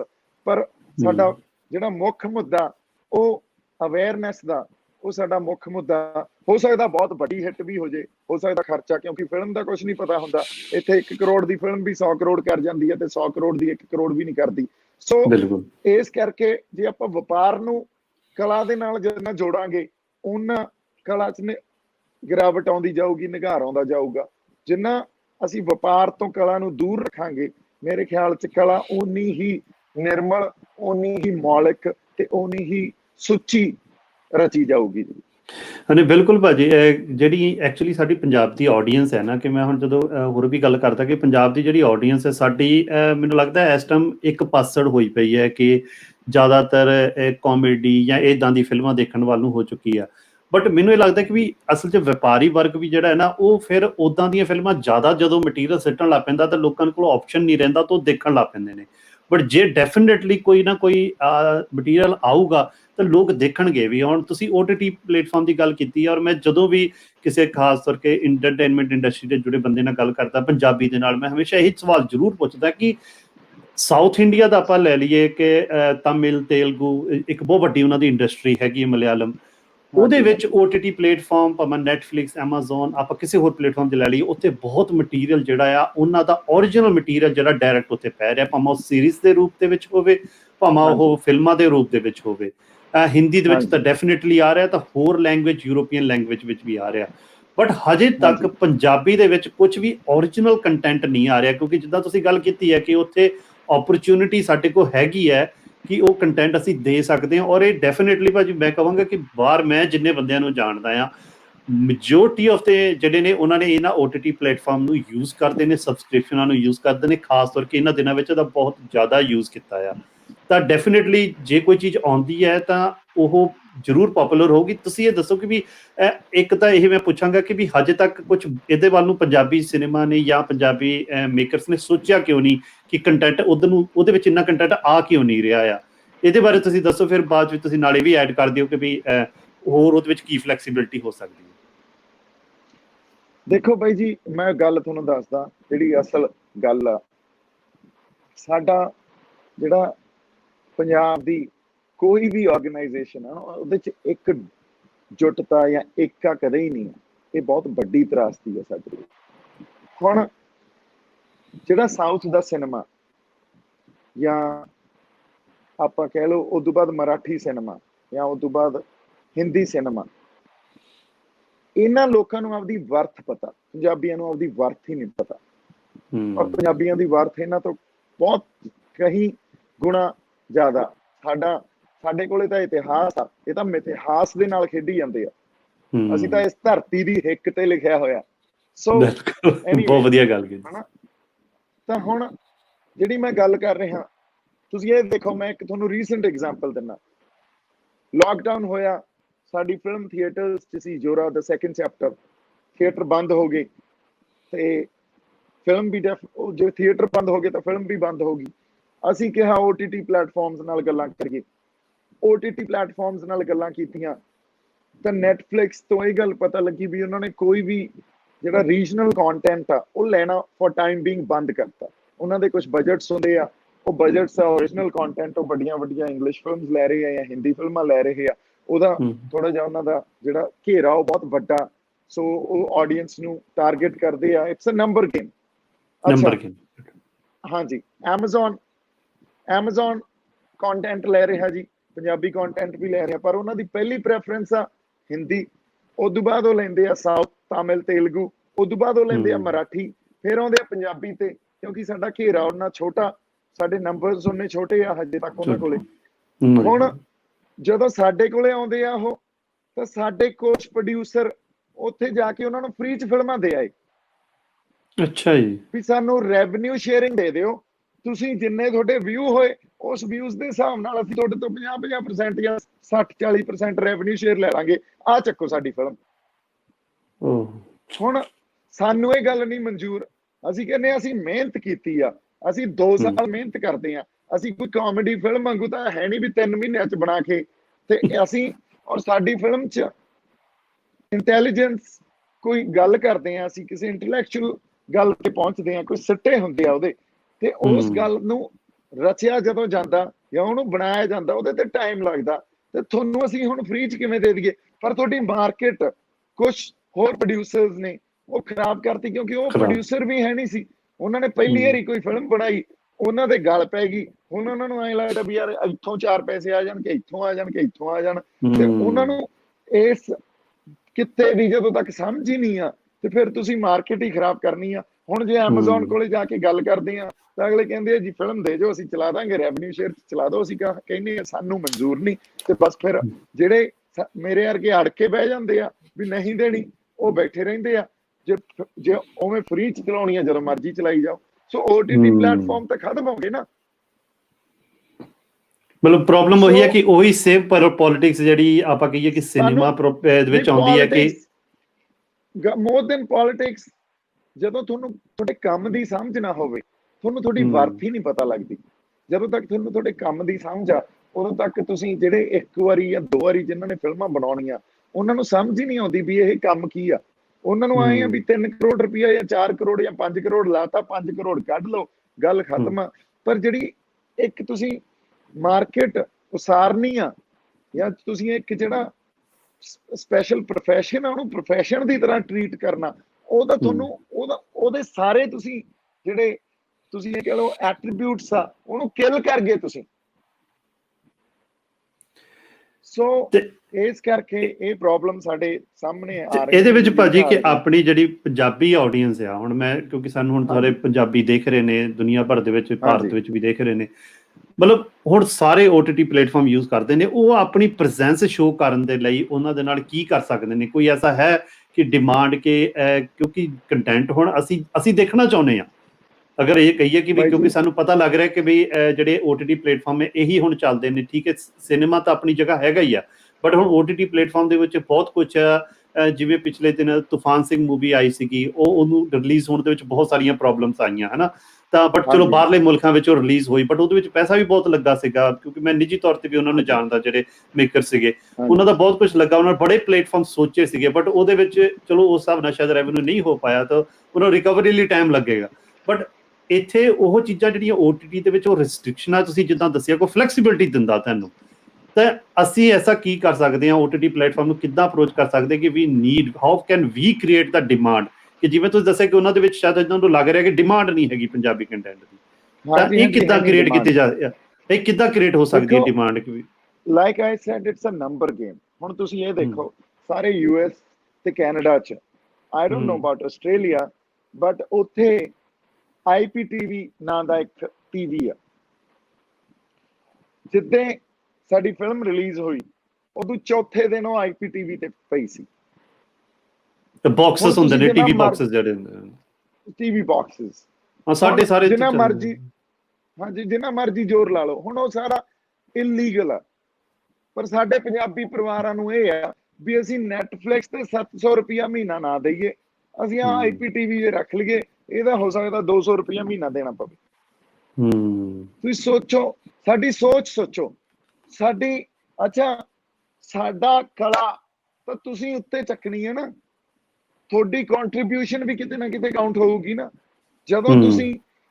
ਜਦੋਂ ਇਹੋ ਜਿਹੇ ਇਲੀਗਲ ਪਲੇਟਫਾਰਮਸ ਤੇ ਜਾ ਕੇ, ਜਾਂ ਇਹੋ ਜਿਹੇ ਜਿਹੜੇ ਤੁਸੀਂ ਕਹਿ ਲਓ ਵੀ ਜਿਹੜੀਆਂ ਇਹ ਸਾਰੀਆਂ ਕਿਤੇ ਪਾਇਰੇਟਡ, ਕਿਸੇ YouTube ਲਿੰਕ ਤੇ ਪਈ ਆ, ਕਿਸੇ Facebook ਤੇ ਪਈ ਆ, ਇਹ ਤਾਂ ਫੋਨ ਫੜਿਆ ਹੱਥ ਚ, ਉੱਥੋਂ ਫਿਲਮ ਦੇਖੀ ਜਾਂਦੇ ਆ। ਤੁਹਾਨੂੰ ਫਿਲਮ ਦਾ ਕਨਸੈਪਟ ਹੀ ਨਹੀਂ ਪਤਾ, ਸਾਡੀ ਆਡੀਅנס ਨੂੰ ਫਿਲਮ ਦਾ ਕਨਸੈਪਟ ਹੀ ਨਹੀਂ ਪਤਾ, ਫਿਰ ਤੁਸੀਂ ਕਿੱਥੋਂ, ਕਿੰਨੇ ਜਾਣਿਆਂ ਨੂੰ ਚੇਂਜ ਕਰ ਲਓਗੇ, ਕੀ ਕਰ ਲਓਗੇ? ਜਦੋਂ ਤੱਕ ਦੇਖੋ ਸਾਊਥ ਵਾਲੇ ਕਿਉਂ ਸਕਸੈਸਫੁਲ ਆ, ਉੱਥੇ ਜਿਹੜੇ ਫਿਲਮ ਮੇਕਰ ਆ ਜਾਂ ਐਕਟਰਸ ਆ, ਜਾਂ ਫਿਲਮ ਜਦੋਂ ਬਣਦੀ ਆ ਉਹਨੂੰ ਬਹੁਤ ਫੈਨੈਟਿਕ ਵੇ ਚ ਦੇਖਿਆ ਜਾਂਦਾ, ਉਹਨੂੰ ਕਲਾ ਦੇ ਰੂਪ ਚ ਦੇਖਿਆ ਜਾਂਦਾ, ਤੇ ਉਹਦੀ ਇੱਜ਼ਤ ਕੀਤੀ ਜਾਂਦੀ ਆ। ਉਹ ਥੀਏਟਰ ਭਰ ਦਿੰਦੇ ਆ, ਫਿਲਮ ਇਰਰਿਸਪੈਕਟਿਵ ਚੰਗੀ ਆ ਬੁਰੀ ਆ, ਉਹਨਾਂ ਨੇ ਜਾਣਾ ਹੀ ਜਾਣਾ ਦੇਖਣਾ। ਸੋ ਜਿਹੜੀ ਮੁੱਲ ਮੋੜਨ ਵਾਲੀ ਗੱਲ ਆ ਨਾ, ਉਹ ਮੁੱਲ ਮੋੜਨਾ ਤਾਂ ਦੂਰਾ ਵਰਤਾਰਾ। ਇੱਧਰ ਕਲਾ ਰਚਣ ਵਾਲੇ ਕਲਾ ਰਚਣ, ਤੇ ਕਲਾ ਨੂੰ ਸਮਝਣ ਵਾਲੇ ਉਹਨੂੰ ਸਮਝ ਕੇ ਉਹਨਾਂ ਨੂੰ ਉਨੀ ਇੱਜ਼ਤ ਤੇ ਮਾਣ ਬਖਸ਼ਣ। ਤੇ ਜਦੋਂ ਤੱਕ ਉਹ ਦੂਰਾ ਵਰਤਾਰਾ ਨਹੀਂ ਚੱਲੂਗਾ, ਸਾਡੀ ਜਿਹੜੀ ਤੁਸੀਂ ਕਹਿੰਦੇ ਹੋ ਵੀ ਫਿਲਮ ਇੰਡਸਟਰੀ ਅੱਜ ਕੱਲ੍ਹ ਤਰੱਕੀਆਂ ਤੇ ਆ, ਜਾਂ ਅਸੀਂ ਬਹੁਤ ਵਧੀਆ ਫਿਲਮਾਂ ਬਣਾਉਣ ਲੱਗ ਗਏ, ਮੈਨੂੰ ਇੱਕ ਗੱਲ ਦੱਸੋ, ਕਾਮੇਡੀ ਤੋਂ ਬਿਨਾਂ ਕੀ ਚੱਲਦਾ ਇੱਥੇ? ਕੁਐਸਚਨ ਕੋਈ ਖਾਸ ਨਹੀਂ ਔਰ ਕਾਮੇਡੀ ਚ ਕੀ, ਤੁਸੀਂ ਮੈਨੂੰ ਕਿਸੇ ਇੱਕ ਕਾਮੇਡੀ ਫਿਲਮ ਦੀ ਗੱਲ ਕਰ ਦਿਓ ਜਿਹੜੀ ਅੱਜ ਤੱਕ ਤੁਹਾਡੇ ਜ਼ਿਹਨ ਚ ਹੋਵੇ, ਤੁਹਾਡੇ ਯਾਦ ਹੋਵੇ, ਤੁਹਾਨੂੰ ਕਿਸੇ ਨਾ ਕਿਸੇ ਢੰਗ ਨਾਲ ਉਹਨੇ ਮੂਵ ਕੀਤਾ ਹੋਵੇ, ਇਨਸਪਾਇਰ ਕੀਤਾ ਹੋਵੇ। ਜਾਂ ਜਿਵੇਂ ਆਪਾਂ ਕਹਿ ਲਈਏ ਹਿੰਦੀ ਚ ਜਾਣੇ ਵੀ ਦੋ ਯਾਰੋ ਬਣੀ ਸੀ, ਕੁੰਦਨ ਸ਼ਾਹ ਨੇ ਬਣਾਈ ਸੀ, ਸਿਸਟਮ ਤੇ ਵੀ ਚੋਟ ਸੀ ਉਹ। ਫਿਰ ਅੰਦਾਜ਼ ਆਪਣਾ ਆਪਣਾ ਬਣੀ ਸੀ, ਹੇਰਾ ਫੇਰੀ ਬਣੀ ਸੀ, ਕਿਤੇ ਨਾ ਕਿਤੇ ਉਹ ਕਲਟ ਕਾਮੇਡੀ ਫਿਲਮ ਸੀ। ਸਾਡੀ ਇੱਕ ਵੀ ਦੱਸ ਦਿਓ, ਇੱਕ ਦੂਜੇ ਦੀ। ਸਾਡੀ ਕਾਮੇਡੀ ਤਾਂ ਉਹੀ ਹੈ ਕਿ ਜਿਹੜੀਆਂ ਚਾਰ ਬੰਦੇ ਬੈਠ ਕੇ ਆਪਾਂ ਸ਼ਾਮ ਨੂੰ ਬਹਿ ਕੇ ਗੱਲਾਂ ਕਰਦੇ ਨੇ, ਉਸੇ ਚੀਜ਼ ਨੂੰ ਉਹਨਾਂ ਨੇ ਫਿਲਮ ਦਾ ਰੂਪ ਦੇ ਦਿੱਤਾ ਆ। ਕਿ ਜਾਂ ਉਹ ਜਿਹੜੀ ਪਰਿਵਾਰਕ ਗੱਲਾਂ ਕਰਦੇ ਨੇ, ਚਲੋ ਲੋਕ ਉਹ ਲਾਈਕ ਕਰਦੇ ਨੇ, ਬਟ ਉਹ ਹਲਕੀ ਫੁਲਕੀ ਕਾਮੇਡੀ ਹੁੰਦੀ ਹੈ। ਮੈਨੂੰ ਲੱਗਦਾ ਬਹੁਤਿਆਂ ਨੂੰ ਤਾਂ ਫਿਲਮ ਦਾ ਨਾਂ ਵੀ ਯਾਦ ਨਹੀਂ ਰਹਿੰਦਾ, ਅਗਰ 4-5 ਦਿਨਾਂ ਬਾਅਦ ਵੀ ਗੱਲ ਕਰ ਲਓ ਜਾਂ 10 ਮਹੀਨੇ ਬਾਅਦ ਵੀ ਕਰੋਗੇ, ਯਾਦ ਹੀ ਨਹੀਂ ਰਹਿੰਦਾ ਕਿ ਨਾਮ ਕੀ ਸੀਗਾ ਫਿਲਮਾਂ ਦੀ, ਕਿਉਂਕਿ ਨਾਂ ਵੀ ਚਲੋ ਉਹਨਾਂ ਨੇ ਕਾਮਨ ਜਿਹੇ ਇੱਦਾਂ ਦੇ ਰੱਖੇ ਨੇ। ਬਟ ਡੈਫੀਨੇਟਲੀ ਭਾਜੀ ਤੁਸੀਂ, ਮੈਂ ਹੁਣ ਅਗਰ ਸਾਊਥ ਇੰਡੀਆ ਦੀ ਗੱਲ ਕਰਾਂ, ਮੈਂ ਆਪ ਰਿਹਾ ਕੋਇੰਬਟੂਰ ਦੇ ਵਿੱਚ, ਸੈਲੂਰ ਦੇ ਵਿੱਚ, ਛੋਟੇ ਹੁੰਦੇ ਰਹੇ ਹਾਂ ਅਸੀਂ। ਮੈਂ ਉੱਥੇ ਦੇਖਿਆ ਭਾਜੀ ਰਿਲੀਜਨ ਦੇ, ਉਹਨਾਂ ਦਾ ਇੱਕ ਫਿਲਮ ਦੇਖਣਾ ਇੱਕ ਤਰ੍ਹਾਂ ਦਾ ਧਰਮ ਸੀਗਾ। ਕਿ ਜਦੋਂ ਥਰਸਡੇ ਜਾਂ ਫਰਾਈਡੇ ਜਿਹੜੇ ਦਿਨ ਉੱਥੇ ਫਿਲਮ ਰਿਲੀਜ਼ ਹੁੰਦੀ ਸੀ ਨਾ ਭਾਜੀ, ਹਰ ਬੰਦਾ ਮੈਂ ਦੇਖਦਾ ਸੀਗਾ ਕਿ ਵੀ ਸਾਡੇ ਸਕੂਲ ਦੇ ਵਿੱਚ ਵੀ ਜਨਾ ਗੱਲ ਕਰ ਲਓ, ਕਹਿੰਦਾ ਵੀ ਨਹੀਂ ਇੱਦਣ ਅਸੀਂ ਫਿਲਮ ਦੇਖਣ ਜਾਣਾ ਸਾਰਿਆਂ ਨੇ। ਮਤਲਬ ਉਹਨਾਂ ਦੀ ਇਹ ਇੱਕ ਮੈਂ ਦੇਖਿਆ ਕਿ ਜਿਹੜੀ ਡੈਡੀਕੇਸ਼ਨ, ਔਰ ਸੇਮ ਚੀਜ਼ ਮੈਂ ਜਦੋਂ ਇੱਥੇ ਵੀ ਸਾਡੇ ਸਾਊਥ ਇੰਡੀਅਨ ਦੋਸਤ ਨੇ ਮੈਂ ਦੇਖਿਆ, ਅਗਰ ਮੈਂ ਗੱਲ ਕਰਾਂ ਜਿਹੜੀ ਪਹਿਲੀ ਆਈ ਸੀਗੀ ਬਾਹੂਬਲੀ ਮੂਵੀ ਪਾਰਟ 1 ਜਿਹੜੀ ਆਈ ਸੀਗੀ ਬਾਹੂਬਲੀ ਮੂਵੀ, ਉਹ ਪੂਰੇ ਆਸਟ੍ਰੇਲੀਆ ਵਿੱਚ ਭਾਜੀ ਸਿਰਫ ਉਹ ਜਿਹੜੀ ਦੂਜੀ ਭਾਸ਼ਾ 'ਚ ਲੱਗੀ ਸੀਗੀ ਜਾਂ 2 ਭਾਸ਼ਾ ਦੇ ਵਿੱਚ, ਹਿੰਦੀ 'ਚ ਨਹੀਂ ਲੱਗੀ ਸੀਗੀ। ਮੈਂ ਉਹਨੂੰ ਦੇਖਣਾ ਚਾਹੁੰਦਾ ਸੀਗਾ ਕਿਉਂਕਿ ਇੱਕ ਵੱਡੀ ਫਿਲਮ ਸੀਗੀ। ਤਾਂ ਉਹ ਸਾਨੂੰ ਪਹਿਲਾਂ ਉਦੋਂ ਮੈਂ ਲਾਈਵ ਹੋ ਕੇ ਵੀ ਇਹ ਗੱਲ ਦੱਸੀ ਸੀ ਕਿ ਭਾਈ ਇੱਡੀ ਵੱਡੀ ਫਿਲਮ ਬਣੀ ਆ, ਇੰਨੇ ਮਤਲਬ ਕਿ ਸੈਂਕੜੇ ਕਰੋੜ 500 ਕਰੋੜ ਤੋਂ ਉੱਪਰ ਤਾਂ ਕਹਿ ਰਹੇ ਲੱਗਾ ਸੀਗਾ, ਬਟ ਉਹ ਫਿਲਮ ਨੂੰ ਉਹਨਾਂ ਨੇ ਹਿੰਦੀ ਵਿੱਚ ਰਿਲੀਜ਼ ਨਹੀਂ ਕੀਤਾ ਬਾਹਰਲੇ ਮੁਲਕਾਂ ਦੇ ਵਿੱਚ, ਉਹਨਾਂ ਨੇ ਸਿਰਫ ਆਪਣੀ ਭਾਸ਼ਾ ਵਿੱਚ ਰਿਲੀਜ਼ ਕੀਤਾ। ਇਹ ਤੋਂ ਪਤਾ ਲੱਗਦਾ ਕਿ ਮਾਰਕੀਟ ਹੈ ਉਹਨਾਂ ਦੀ, ਤਾਂ ਉਹਨਾਂ ਨੇ ਰਿਲੀਜ਼ ਕੀਤਾ ਹੈ। ਤੇ ਡੈਫੀਨੇਟਲੀ ਮੈਂ ਵੀ ਜਿਹੜੇ ਸਾਨੂੰ ਸਰੋਤੇ ਦੇਖ ਰਹੇ ਨੇ ਪੰਜਾਬੀ, ਮੇਰੀ ਵੀ ਉਹਨਾਂ ਨੂੰ ਬੇਨਤੀ ਹੈ ਕਿ ਬਹੁਤ ਸਾਰੀਆਂ ਫਿਲਮਾਂ ਬਣਦੀਆਂ ਨੇ, ਬਟ ਜਿਹੜੀ ਫਿਲਮ ਹੈ ਉਹ ਇਕੱਲੀ ਇੱਕ ਇੰਟਰਟੇਨਮੈਂਟ ਦਾ ਸਾਧਨ ਨਹੀਂ ਹੈ, ਉਹ ਸਾਡੇ ਉਹ ਅਸੀਂ ਕੀ ਆ ਜਾਂ ਸਾਡਾ ਜਿਹੜਾ ਸਮਾਜ ਕਿੱਦਾਂ ਦੀ ਰਚਨਾ ਆ, ਉਹ ਵੀ ਉਹਦੇ 'ਤੇ ਨਿਰਭਰ ਕਰਦਾ ਆ ਕਿ ਸਾਡੇ ਸਮਾਜ ਦੀ ਗੱਲਾਂ ਕਰਨੀਆਂ ਨੇ। ਹੁਣ ਬਹੁਤ ਸਾਰੇ ਜੈਨੋਸਾਈਡ ਹੋਇਆ ਆ ਜਿਹਦਾ ਆਪਾਂ ਕਹਿੰਦੇ ਜੂਇਸ਼ 'ਤੇ ਹੋਇਆ, ਉਹਨੂੰ ਲੈ ਕੇ ਉਹਨਾਂ ਨੇ ਇੰਨੀਆਂ ਭਾਜੀ ਫਿਲਮਾਂ ਬਣਾ ਦਿੱਤੀਆਂ ਨੇ ਕਿ ਤੁਸੀਂ ਭਾਵੇਂ ਨੈਟਫਲਿਕਸ ਚੱਕ ਲਓ, ਭਾਵੇਂ ਔਨਲਾਈਨ ਪਲੇਟਫਾਰਮਸ ਲੈ ਲਓ ਜਾਂ ਤੁਸੀਂ ਸਿਨੇਮਾ 'ਚ ਲੈ ਲਓ, ਬਹੁਤ ਉਹਨਾਂ ਨੇ ਫਿਲਮਾਂ ਬਣਾਈਆਂ ਨੇ। ਡੈਫੀਨੇਟਲੀ ਉਹ ਐਪਰੀਸ਼ੀਏਟ ਕਰਦੇ ਨੇ। ਤਾਂ ਮੈਂ ਬਿਲਕੁਲ ਤੁਹਾਡੀ ਇਸ ਗੱਲ ਦੇ ਨਾਲ ਸਹਿਮਤ ਹੈ ਕਿ ਆਪਣੇ ਦਰਸ਼ਕਾਂ ਨੂੰ ਵੀ ਬੇਨਤੀ ਕਰੂੰਗਾ ਕਿ ਅੱਛਾ ਸਿਨੇਮਾ ਦੇਖੋ। ਬਾਕੀ ਤਾਂ ਚਲੋ ਇੰਟਰਟੇਨਮੈਂਟ ਤਾਂ ਅਸੀਂ ਘਰੇ ਕਰਦੇ ਹਾਂ। ਔਰ ਥੋੜ੍ਹੇ ਦਿਨ ਪਹਿਲਾਂ ਜਦੋਂ ਮੇਰੀ ਅਮਰਦੀਪ ਭਾਜੀ ਨਾਲ ਗੱਲ ਹੋ ਰਹੀ ਸੀ, ਉਹਨਾਂ ਨੇ ਵੀ ਕਿਹਾ ਸੀ, ਬੜੀ ਵਧੀਆ ਉਹਨਾਂ ਨੇ ਗੱਲ ਕੀਤੀ, ਕਹਿੰਦੇ ਵੀ ਪੰਜਾਬੀਆਂ ਨੂੰ ਵੀ ਜੇ ਕਿਸੇ ਤੋਂ ਲੋੜ ਪਵੇ ਕੋਈ ਚੁਟਕਲੇ ਸੁਣਾ ਕੇ ਸਾਨੂੰ ਹਸਾਵੇ, ਸਾਡੇ ਲਈ ਬੜੀ ਮਾੜੀ ਗੱਲ ਹੈ। ਅਸੀਂ ਤਾਂ ਆਪ ਆਪਣੀ ਇੰਟਰਟੇਨਮੈਂਟ ਆਪ ਕਰ ਲੈਂਦੇ ਹਾਂ। ਤਾਂ ਜਦੋਂ ਅਸੀਂ ਸਿਨੇਮਾ ਦੇ ਵਿੱਚ ਚੁਟਕਲੇ ਦੇਖਣ ਨਹੀਂ ਜਾਣਾ, ਚਲੋ ਅਸੀਂ ਉਹ ਵੀ ਜੇ ਕਰਨਾ ਚਾਹੁੰਦੇ ਕਰੇ, ਬਟ ਅਸੀਂ ਅੱਛੇ ਸਿਨੇਮਾ ਨੂੰ ਜ਼ਰੂਰ ਸਪੋਰਟ ਕਰੀਏ, ਤਾਂ ਹੀ ਬਣੋਗੇ। ਹੁਣ ਭਾਜੀ ਇੱਥੇ ਮੈਂ ਗੱਲ ਕਰਾਂਗੇ ਵੀ ਸਾਡੇ ਕੋਲ ਸਕ੍ਰਿਪਟਸ ਵੀ ਬਹੁਤ ਸਾਰੀਆਂ ਹੈਗੀਆਂ ਨੇ, ਜਿਵੇਂ ਆਪਣੇ ਕੋਲ ਲਿਖਿਆ ਬਹੁਤ ਕੁਝ ਪਿਆ ਆ। ਜਿਵੇਂ ਇੱਕ ਬੜੀ ਸੀਰੀਅਸ ਮੈਂ ਕਿਤਾਬ ਪਿਛਲੇ ਦਿਨਾਂ ਵਿੱਚ ਪੜ੍ਹੀ, ਉਹਦਾ ਨਾਂ ਸੀਗਾ ਨਾ ਭੁੱਲ ਕੇ, ਜਿਹੜੀ ਕੈਨੇਡਾ ਵਿੱਚ ਲਿਖੀ ਹੈ, ਦ ਸੌਫਟ ਟਾਰਗੇਟ, ਜਿਹਨੂੰ ਆਪਾਂ ਕੈਨੇਡਾ ਦੀ ਕਿ ਹਿਸਟਰੀ ਕਹਿੰਦੀ ਹੈ, ਜਿਹਦੇ ਵਿੱਚ ਇਹ ਜਿਹੜਾ 86 ਦੇ ਵਿੱਚ ਕਨਿਸ਼ ਕਾਂਡ ਹੋਇਆ ਸੀਗਾ, ਉੱਥੋਂ ਲੈ ਕੇ ਉੱਥੇ ਦੀ ਸਾਰੀ ਜਿਹੜੀ ਕੈਨੇਡਾ ਵਿੱਚ ਪੋਲੀਟਿਕਸ ਹੋਈ ਆ ਉਹਨੂੰ ਕਵਰ ਕੀਤਾ ਹੋਇਆ। ਐਂਡ ਇਟਸ ਏ ਪੂਰੀ ਇੱਕ ਸੀਰੀਜ਼ ਆ। ਅਗਰ ਕੋਈ ਬੜੇ ਵਧੀਆ ਤਰੀਕੇ ਨਾਲ ਬਣਾਵੇ ਉਹਨੂੰ, ਉਹ ਕੈਨੇਡਾ ਦੀ 80s ਦੀ ਪੋਲੀਟਿਕਸ ਦੀ ਪੂਰੀ ਇੱਕ ਸੀਰੀਜ਼ ਬੜੇ ਵਧੀਆ ਤਰੀਕੇ ਦੇ ਨਾਲ ਬਣ ਸਕਦੀ। ਔਰ ਇੱਦਾਂ ਦੀਆਂ ਬਹੁਤ ਸਾਰੀਆਂ ਸਾਡੇ ਕੋਲ ਕਿਤਾਬਾਂ, ਸਾਹਿਤ ਆਪਣੇ ਕੋਲ ਹੈਗਾ, ਜਿਹਦਾ ਬਹੁਤ ਕੁਝ ਬਣ ਸਕਦਾ ਆ। ਭਾਜੀ ਹੁਣ ਆਪਣਾ ਟਾਈਮ ਵੀ ਬਹੁਤ ਹੋ ਗਿਆ, ਤੁਸੀਂ ਵੀ ਮੈਨੂੰ ਲੱਗਦਾ ਬਹੁਤ ਸਾਰੀਆਂ ਆਪਾਂ ਗੱਲਾਂ ਤੁਹਾਡੇ ਨਾਲ ਕੀਤੀਆਂ। ਖਾਸ ਤੌਰ ਕੇ ਮੈਂ ਜਿਹੜੀਆਂ ਤੁਹਾਡੇ ਨਾਲ ਚਾਹੁੰਦਾ ਸੀਗਾ ਕਿ ਸਿਨੇਮਾ ਨੂੰ ਲੈ ਕੇ, ਕਿਉਂਕਿ ਤੁਸੀਂ ਇਹਦੇ ਨਾਲ ਜੁੜੇ ਹੋ, ਕਿ ਇਹਦੇ ਨਾਲ ਅਸੀਂ ਪੰਜਾਬ ਦੇ ਵਿੱਚ ਆਪਣੇ ਜਿਹੜੇ ਹੱਕਾਂ ਦੀਆਂ ਗੱਲ ਨੇ ਉਹਨੂੰ ਕਿੱਦਾਂ ਕਰ ਸਕਦੇ। ਤੁਸੀਂ ਬਹੁਤ ਵਧੀਆ ਤਰੀਕੇ ਦੇ ਨਾਲ ਇਸ ਚੀਜ਼ ਨੂੰ ਰੱਖਿਆ। ਤਾਂ ਹੁਣ ਮੈਂ ਤੁਹਾਨੂੰ ਕਹੂੰਗਾ ਭਾਜੀ, ਹੁਣ ਅਖੀਰ ਦੇ ਵਿੱਚ, ਕਿਉਂਕਿ ਆਪਾਂ ਫਿਊਚਰ 'ਚ ਵੀ ਗੱਲ ਕਰਾਂਗੇ, ਫਿਰ ਆਪਾਂ ਹੋਰ ਮੁੱਦਿਆਂ 'ਤੇ ਜ਼ਰੂਰ ਲਿਆਵਾਂਗੇ, ਪਰ ਤੁਸੀਂ ਹੁਣ ਅਖੀਰ ਦੇ ਵਿੱਚ ਕੋਈ ਜਿਹੜੀ ਗੱਲ ਤੁਸੀਂ ਰੱਖਣਾ ਚਾਹੁੰਦੇ, ਖਾਸ ਕਰਕੇ ਸਿਨੇਮਾ ਦੇ ਨਾਲ ਤੇ ਆਪਣੇ ਹੱਕ ਦੇ ਨਾਲ ਰਿਲੇਟਡ, ਜਾਂ ਤੁਸੀਂ ਆਪਣੀ ਜਿਹੜੀ ਕੋਈ ਗੱਲ ਰੱਖਣਾ ਚਾਹੁੰਦੇ, ਤੁਸੀਂ ਜ਼ਰੂਰ ਰੱਖੋ ਭਾਜੀ। ਨਹੀਂ ਜੀ, ਮੈਂ ਤਾਂ ਗੱਲ ਇਹੀ ਰੱਖਣਾ ਚਾਹੁੰਦਾ ਵੀ ਸਾਡੀ ਕੌਮ ਨੂੰ ਮੇਰੀ ਇੱਕ ਅਰਦਾਸ ਆ, ਸਾਡੇ ਹਰ ਉਸ ਪੰਜਾਬੀ ਪਰਿਵਾਰ ਨੂੰ, ਹਰ ਪੰਜਾਬੀ ਨੂੰ ਮੇਰੀ ਇੱਕ ਅਰਦਾਸ ਆ ਵੀ ਆਪਦੀ ਧਰਤੀ ਲਈ, ਆਪਦੇ ਲੋਕਾਂ ਲਈ ਥੋੜ੍ਹਾ ਜਿਹਾ ਆਪਦੇ ਅੰਦਰ ਦਰਦ ਪੈਦਾ ਕਰੋ। ਔਰ ਕਿਉਂਕਿ ਜਦੋਂ ਆਪਾਂ ਜਿਉਣੇ ਆ, ਇਨਸਾਨ ਦੇ ਤੌਰ ਤੇ ਜਿਉਣੇ ਆ, ਤਾਂ ਉਹਦੇ 2 ਤਰੀਕੇ ਆ। ਇੱਕ ਆਪਾਂ ਅੱਖਾਂ ਮੀਚ ਲਈਏ, ਸਿਰਫ ਆਪਦੇ ਸਵਾਰਥਾਂ ਤੱਕ, ਆਪਦੇ ਨਿੱਜੀ ਲੋੜਾਂ ਤੱਕ ਹੀ ਲਿਮਿਟਡ ਰਹਿ ਜਾਈਏ, ਉਹ ਫਿਰ ਇੱਕ ਜਾਨਵਰਾਂ ਦੀ ਤਰ੍ਹਾਂ ਜਿਉਣਾ ਹੋਊਗਾ, ਮੈਨੂੰ ਐਂ ਲੱਗਦਾ। ਕਿਉਂਕਿ ਇੱਕ ਜਾਨਵਰ ਵੀ ਜਿਹੜਾ, ਉਹਨੂੰ ਕਿਸੇ ਗੱਲ ਦੀ ਕੋਈ ਪਰਵਾਹ ਨਹੀਂ ਹੁੰਦੀ, ਉਹ ਆਪਦੇ ਦੁਨੀਆ 'ਚ ਜਾਂ ਆਪਦੇ ਵਰਲਡ 'ਚ ਹੀ ਉਹ ਜਿਉਈ ਜਾਂਦਾ। ਪਰ ਜਦੋਂ ਇੱਕ ਜਾਗਰੂਕ ਇਨਸਾਨ ਦੇ ਤੌਰ ਤੇ ਜਿਉਣੇ ਆ, ਤਾਂ ਉਸ ਵੇਲੇ ਸਰਬੱਤ ਦਾ ਭਲਾ ਸਾਨੂੰ ਸਿਖਾਇਆ ਗਿਆ। ਉਸ ਵੇਲੇ ਸਾਨੂੰ ਇਹ ਸਿਖਾਇਆ ਗਿਆ, ਸਬਰ ਤੇ ਸੰਤੋਖ ਸਾਡੇ 'ਚ ਗੁਰੂ ਸਾਹਿਬਾਨਾਂ ਨੇ ਸਾਡੇ 'ਚ ਭਰਿਆ। ਉਸ ਵੇਲੇ ਸਾਡੇ ਅੰਦਰ ਇੱਕ ਜਿਹੜਾ ਪੈਸ਼ਨ ਤੇ ਕੰਪੈਸ਼ਨ ਆ, ਦਰਦ ਆ, ਲੋਕਾਂ ਦਾ ਦਰਦ ਨੂੰ ਵੀ ਸਮਝਣ ਦਾ, ਉਹਨਾਂ ਦੇ ਨਾਲ ਉਹਨਾਂ ਦੀ ਹੈਲਪ ਵੀ ਕਰਨ ਦਾ, ਤੇ ਨਾਲ ਦੀ ਨਾਲ ਆਪਦੇ ਆਦਰਸ਼ ਜਿਹੜੇ ਸਾਨੂੰ ਗੁਰੂ ਸਾਹਿਬਾਨ ਸਿਖਾ ਕੇ ਗਏ ਉਹਨਾਂ ਤੇ ਚੱਲਣ ਦਾ। ਇਸ ਗੱਲ ਨੂੰ ਮੁੱਖ ਰੱਖਦੇ ਹੋਏ ਇੱਕ ਕੌਮੀ ਏਕਤਾ ਜਿਹੜੀ ਉਹ ਬਹੁਤ ਜ਼ਰੂਰੀ ਆ। ਪੰਜਾਬ 'ਚ ਜਦੋਂ ਤੱਕ ਸਾਡੇ 'ਚ ਕਲੈਕਟਿਵ ਕੌਨਸ਼ੀਅਸ ਨਹੀਂ ਆਉਂਦੀ, ਸਾਨੂੰ ਨਾ ਸਾਡੇ ਹੱਕ ਮਿਲਣਗੇ, ਨਾ ਸਾਡੀ ਹੋਰ ਕਿਸੇ ਗੱਲ ਦਾ ਕੋਈ ਹੱਲ ਸਾਨੂੰ ਉੱਥੋਂ ਮਿਲਣਾ। ਤੇ ਇਸ ਕਰਕੇ ਮੇਰੀ ਬਾਕੀ ਫਿਲਮਾਂ ਤੋਂ ਦੂਰ, ਜਾਂ ਤੁਸੀਂ ਇਹ ਕਹਿ ਲਓ ਮੇਰੇ ਆਪ ਦੇ ਕਿਸੇ ਨਿੱਜੀ ਗੱਲ ਤੋਂ ਦੂਰ, ਇੱਕ ਜਿਹੜੀ ਕਲੈਕਟਿਵ ਕੌਨਸ਼ੀਅਸਨੈਸ ਦੀ ਗੱਲ ਆ, ਉਹ ਬਹੁਤ ਜ਼ਰੂਰੀ ਆ ਸਾਡੇ 'ਚ ਆਉਣੀ। ਸੋ ਮੇਰੀ ਅਰਦਾਸ ਇਹੀ ਹੋਊਗਾ ਵੀ ਜੀ ਆਪਾਂ ਸਾਰੇ ਕਲੈਕਟਿਵ ਕੌਨਸ਼ੀਅਸਨੈਸ ਆਪਦੇ ਅੰਦਰ ਪੈਦਾ ਕਰੀਏ, ਇੱਕ ਦੂਜੇ ਦੇ ਨਾਲ ਜੁੜੀਏ, ਤੇ ਉਸ ਭਾਈਚਾਰਕ ਸਾਂਝ ਤੇ ਪਿਆਰ ਨੂੰ ਉਜਾਗਰ ਕਰੀਏ ਦੁਬਾਰਾ, ਤਾਂ ਕਿ ਆਪਦੇ ਕਿਸੇ ਹੱਕਾਂ ਦੀ ਗੱਲ ਕੀਤੀ ਜਾ ਸਕੇ ਤੇ ਉਹਨਾਂ ਨੂੰ ਆਪਾਂ ਲੈ ਸਕੀਏ। ਬਿਲਕੁਲ ਭਾਜੀ, ਥੈਂਕ ਯੂ ਤੁਹਾਡਾ ਬਹੁਤ ਬਹੁਤ। ਤੁਸੀਂ ਬਹੁਤ ਵਧੀਆ ਗੱਲਾਂ ਕਰਦੇ ਹੋ। ਹੋਪਫੁਲੀ ਇਹ ਸਾਰੀਆਂ ਗੱਲਾਂ ਜਿਹੜੀਆਂ ਨੇ ਯੂਥ ਨੂੰ ਜ਼ਰੂਰ ਇੰਸਪਾਇਰ ਕਰਨਗੀਆਂ। ਤਾਂ ਭਾਜੀ ਮੈਂ ਇੱਕ ਜਾਣ ਤੋਂ ਪਹਿਲਾਂ ਪੁੱਛਣਾ ਚਾਹੁੰਦਾ ਕਿ ਤੁਹਾਡਾ ਅਪਕਮਿੰਗ ਜਿਹੜੇ ਪ੍ਰੋਜੈਕਟਸ ਨੇ, ਕਿ ਵੀ ਜਿਹੜੀ ਤੁਹਾਡੀ ਇੱਕ ਮੂਵੀ ਤਿਆਰ ਉਹ ਹੋ ਗਈ ਹੈ ਕਿ ਹੋਣੀ ਹੈ? ਤੁਹਾਡੀ ਜਿਹੜੀ ਫਿਲਮ ਆ ਰਹੀ ਹੈ ਹੁਣ? ਨਹੀਂ ਜੀ, ਉਹ ਹੁਣ ਵਿੱਚ ਸ਼ੂਟ ਰੋਕਿਆ ਸੀ ਠੀਕ ਹੈ ਜੀ। ਹੁਣ ਸਾਰਾ ਲਾਕਡਾਊਨ ਵਗੈਰਾ ਵੀ ਹੋ ਗਿਆ, ਸੋ ਠੀਕ ਹੈ ਦੇਸੀ ਜੀ। ਉਹ ਇਸ ਤੋਂ ਬਾਅਦ ਕੰਪਲੀਟ ਕਰਾਂਗੇ।